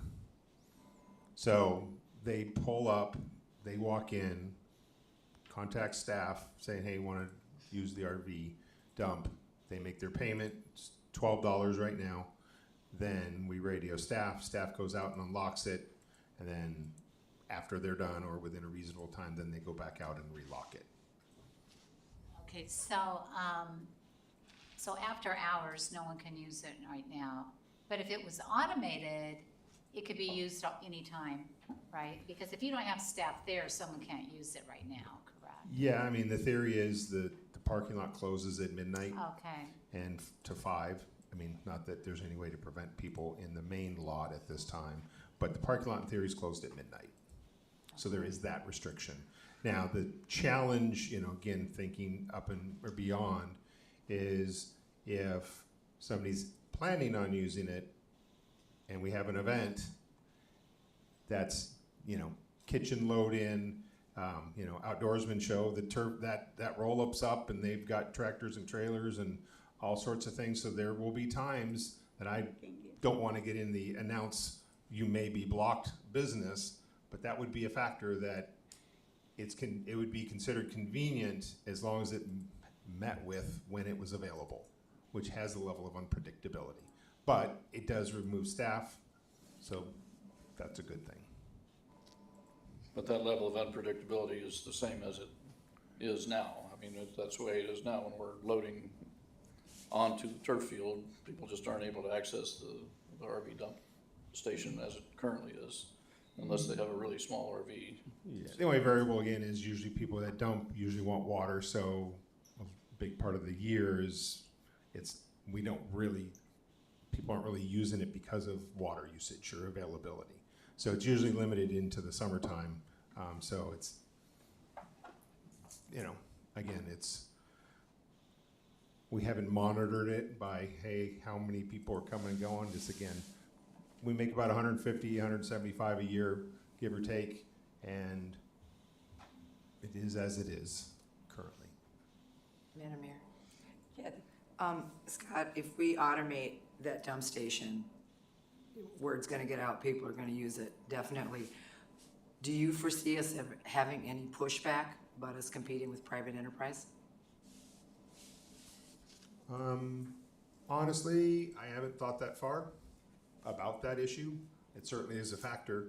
I've seen that happen in a lot of other communities, so that municipalities held back on doing things like that because of pushback with private enterprise. I just didn't know if that's something that has been factored in or talked about at all. I haven't factored that in, no. Eric? What I've done in the past in these situations is, you just set the billing rate so that you're not undercutting the other providers. So if you want to be 25 cents more per the private, then your convenience has a cost, and you wouldn't want to lowball your competitor. You either set it at or above, and if they use it, they use it. If they don't, they don't. I agree with Scott doing it right the first time. I think the fact that it's useful now, but it has problems, means to go forward, we need to do it right. I think it's centrally located. You can get off the parks, get off KGB, turn around. I think it's a good project if the council decides to fund it. Madam Mayor. Mr. Crafton? Thank you, Mayor. Scott or Eric, or both of you probably, could you verify that the 30,000 is gonna be enough for you at that point? Cause I feel like if we're talking about, cause I think when you said that the original 30 didn't include cutting in that new area so that people could actually pull in. Could you verify that if it needs to be amended? Bring us a dollar amount to provide one, or put in an amendment yourself that we can consider? Yeah, we can work together on that. Any more questions? Hearing none, we will move on to building improvements. Questions? Madam Mayor, Mr. Crafton? I feel like at this point they know what's coming. Just looking back here the last couple years too, I mean, over the last 2 years, we've put 105,000 in here.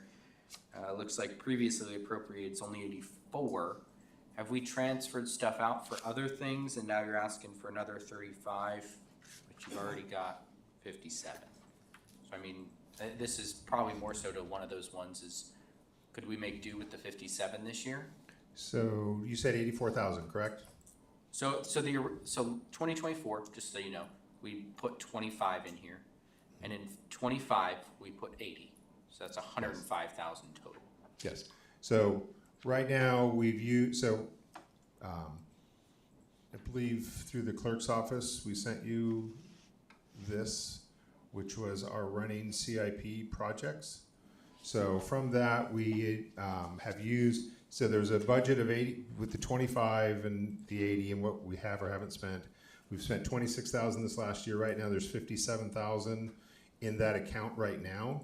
And of that 57,000, it is the cost of what we're looking to do. And I've already gotten a preliminary price. It is to replace the admin hallway floor. It's to replace the front and back entries with rubber flooring. It's to replace the black mats around the skate shack so people can put skates to go into the ice rink.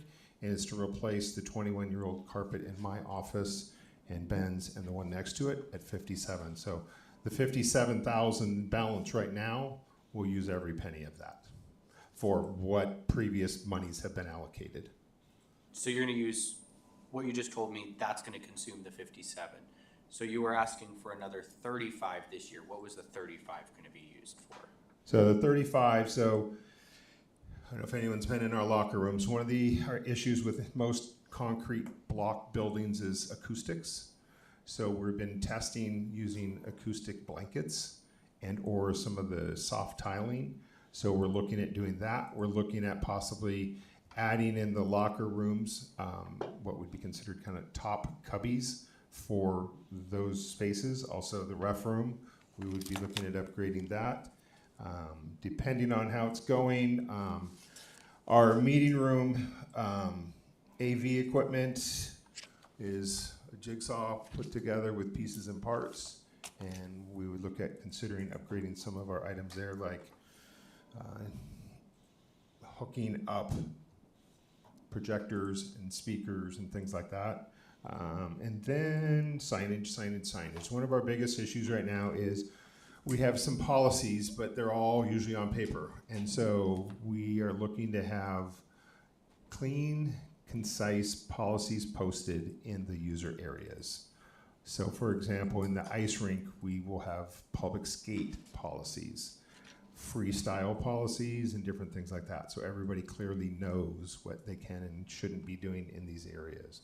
So that is a big part of that, is getting signage done professionally, properly, and with the same aesthetics, basically. Thank you. Any more questions? Hearing none, we are moving on to page 277, equipment replacement.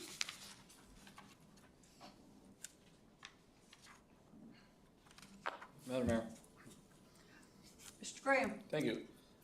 So Scott, didn't we just do drinking fountain upgrades? We did This year, last two year? of 7. 2 of 7, okay, Yeah.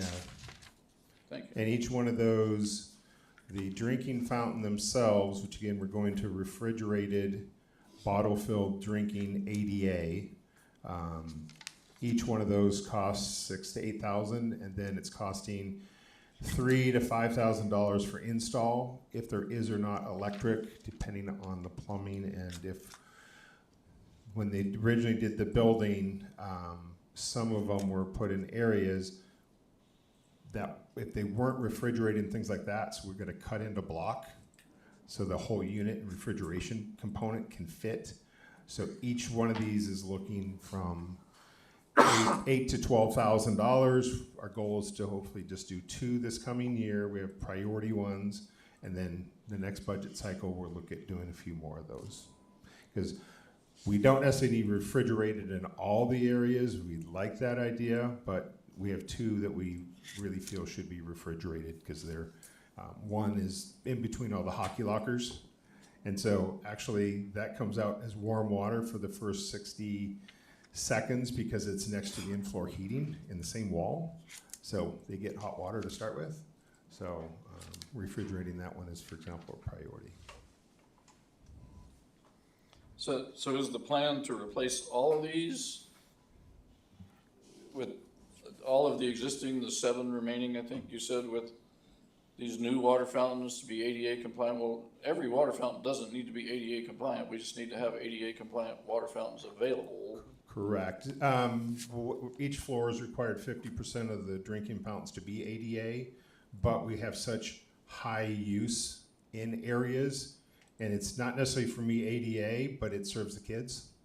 So we have every age going to drinking fountains and such. So some of them are not as high of a priority, but I've got 2 more that I want refrigerated ADA with bottle fill. The others will just be regular drinking fountain upgrades.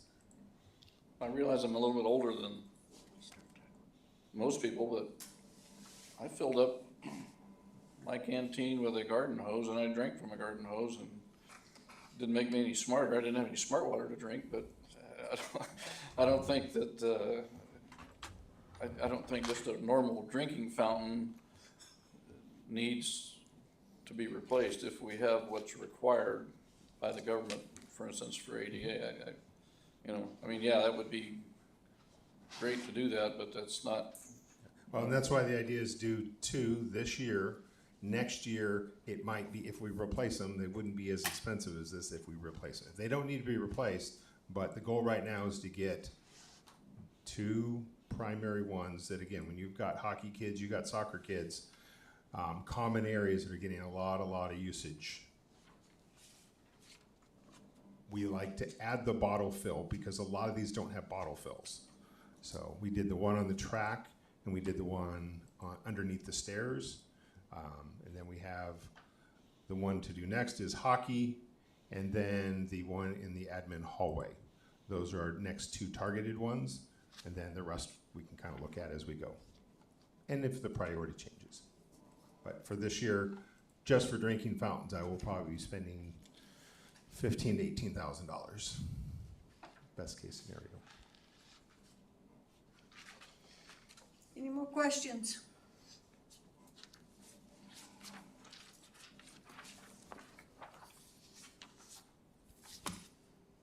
Okay. We have finished the CIP. So, do you guys have anything else? Any questions on anything? Comment, Madam Mayor.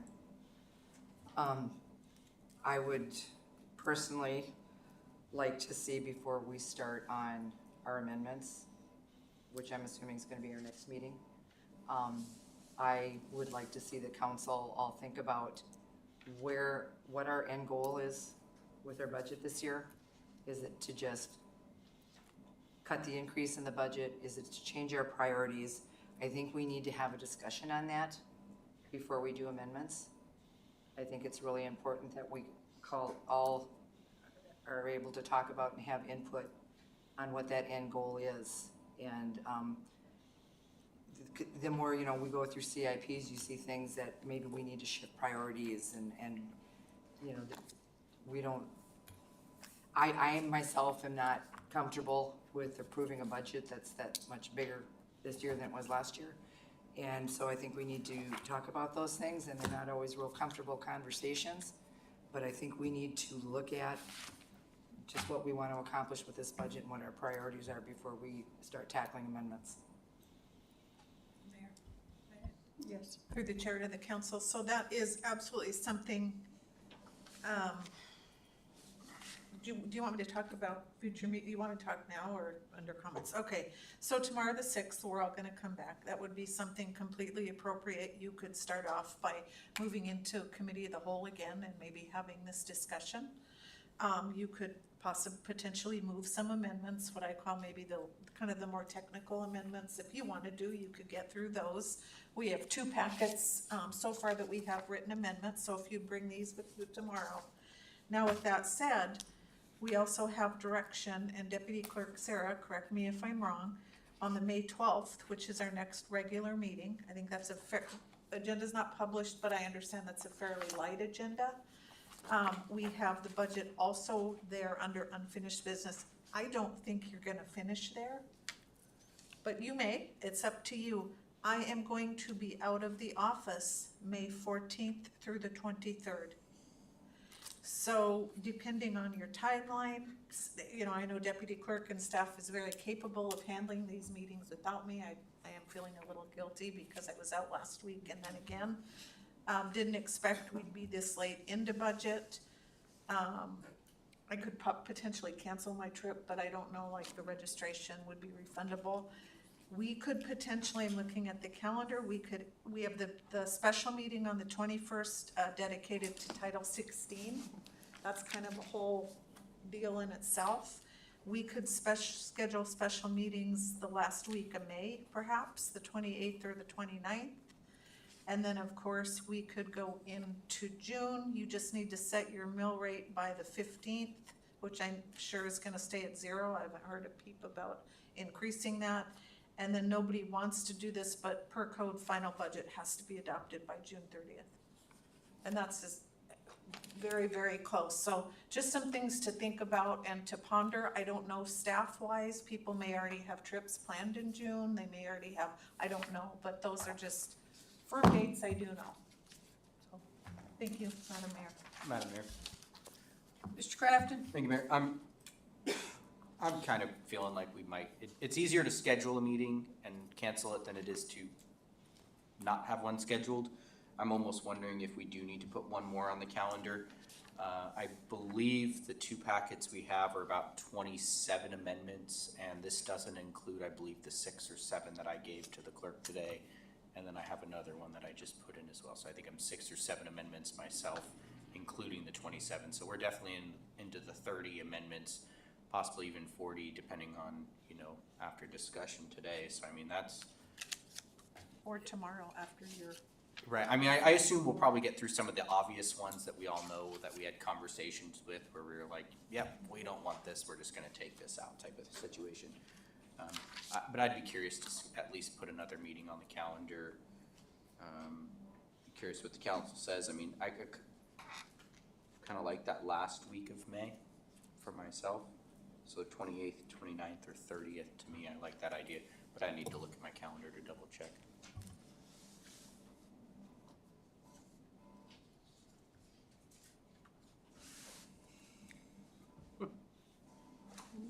Okay. I will entertain a motion to exit. Can I ask Oh, sure, Eric. Sorry, before we leave CIPs, I want to just circle back to the strategic plan for a minute. It got kind of sidelined because it went on the comp plan, and I just want to emphatically ask the council to fund a strategic plan for yourselves. We should not be leading your strategic plan. As Councilmember Cottle talked about, needing to be on the same page.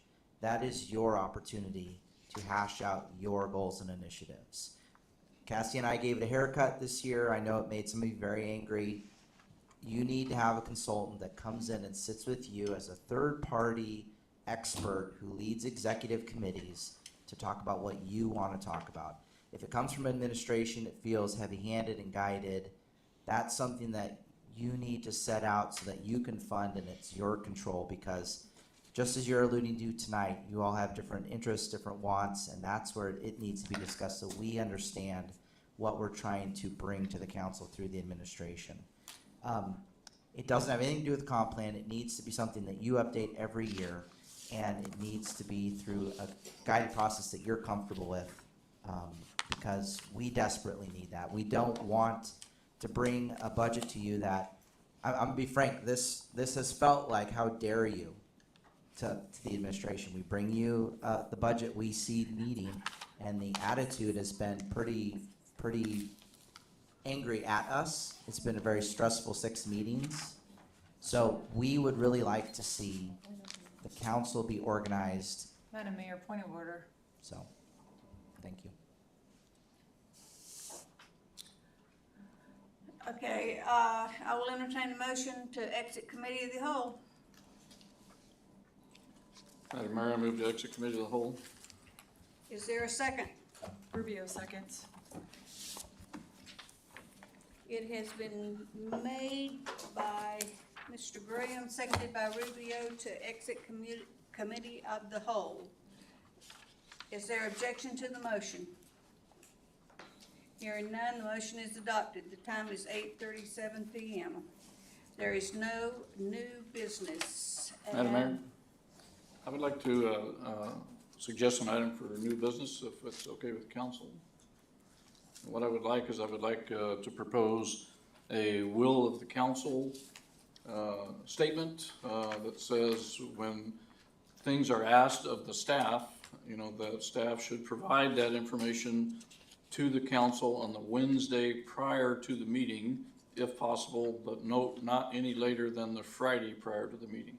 Getting the information on the day or the afternoon of the meeting does not allow us time to prepare for the meeting and absorb the information correctly. So I asked for a will of the council statement reflecting that. Can I ask a clarifying question, Madam Mayor? Yes. Are you thinking more like 48 hours ahead of time? Would that probably sound a little bit better? Because I feel like if we picked a day of the week, it might be a little odd. I feel like just saying, hey, we want it at least 48 hours prior or the Friday prior if it falls, meetings on a Monday. That sound better? Typically, we get our packets on Wednesday noon Gotcha, or Wednesday afternoon. That's why I included Wednesday. My biggest thing is I think if the staff has some sort of target to shoot for, that's a good thing, but we have to kind of say we need our weekend to be able to absorb that information and be able to move on. But currently, there's not a second. Yes. So. I just wanted to clarify real quick. I'll second the motion. Jamie? Thank you. Through the chair to the council, I have a clarifying question. Does that include special meetings? Because those aren't always on a Monday. That's fine. And so perhaps, I'm just thinking out loud, perhaps you want it no later than 3 days prior to the meeting. Or because that way if it's for a Monday meeting, I get it on Friday, I can get it out to you before 5. But I have no objection to that. does that work for staff? Well, I think the issue is that we just have had back-to-back meetings, and today is the first time I got to sit down and have availability in my schedule because I'm in Tyler training and I'm doing payroll, different things of that nature. We're doing our day-to-day jobs on top of these questions, and it's hard to turn around. We didn't receive our May 1st questions until Friday afternoon. So I struggle for us to not, we try as fast as we can, but when we have 3 meetings in a week, it's very hard for us to manage that, I guess I should say. And I hope through the chair to the body, I hope this is not, there has been a lot of questions. It's not just during the meeting, it's during regular meetings, there's a lot more questions. And it's reached the point where my office now, the burden of documenting those questions falls on us. It used to be kind of the person it was directed at. This is a whole other can of worms, or somehow that would happen, and it's okay that it falls on us, but it also takes us a day or two to sit down with the record. We also have day jobs and to compile and then to track. So, where's the response? And it's nothing against administration, cause they're busy too, but it's just, We're all busy. it's not that it can't be done, but I've thought a lot about the best way to make it happen. And I do understand, you know, I think about myself, it would be hard for me to formulate questions or to make a good decision when you get something so close to when you're expected to. So I don't have the answer. There's been a motion and a second. I think we went with 3 days, and we'll just all do our best to make it happen. Madam Mayor, real quick to the clerk, I actually feel like we have another motion pending, and I just realized that, because we have the motion pending to adopt. Do we need to handle that motion before we take up a new motion, because they're two separate items? To what? We just came out of committee of the whole, and now we have the Oh, motion we've to already adopt. exited. Committee, yeah, correct, but we still have the motion to adopt the budget on the floor. So we need to. But you're gonna postpone it. Okay, You Yeah. can process this before you okay, postpone. that's what I was Yeah. clarifying. Well, to the council,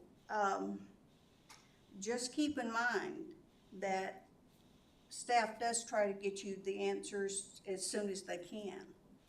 And, there's a lot of cogs moving at one time, you know? And like Jamie said, for whatever reason, it's like for the last, I don't know, 6 months or so, it's like that council, to me, my personal opinion, council is trying to circumvent the process of the mayor's job, and they want to run the city. So I think that's where a lot of it has come from. So anyway, you will get your answers as soon as possible and within the 3 days, if at all possible, but I cannot guarantee that. I won't guarantee that. Madam Mayor, Yes. I know the staff is busy, but we're all busy people too. Oh, I get And that. some of us have jobs and we have many other obligations besides just the city. So we're very busy too, and there's no perfect answer here. But you have a council right now that's very engaged and has been more engaged than a lot of previous councils. And that's not a bad thing. I think it makes us all work together. So I just kind of like everybody to keep that in mind, that we are here to work together. Madam Mayor, Yes. I would say this is probably my 5th budget, I would say, and I would say that this one has drug on and on and on and on. I know there's hundreds of questions. I don't know if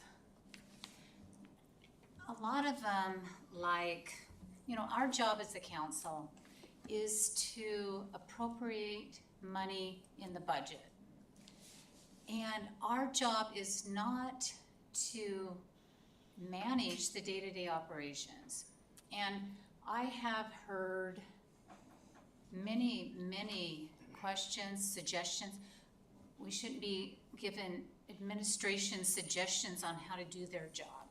And I have heard that, and it has drug on, and I think, yeah, we approve the expenditures. This stuff should come to us. Is there justification for it? They're asking for this. You know, we ask our questions, is there justification? If there's not enough justification, ask for more justification. If you think you have enough justification, you approve it or reject it. We go on and on and on and on and on. And then we give staff advice on how to do stuff. I mean, one example was the vehicle. There you go. HR wanting a vehicle, and maybe for the new safety officer. So it should be simple. You know, if the safety officer position is approved, do they, you know, they probably need a vehicle. You know, good questions was asked about HR. How often do they use a vehicle? Great question.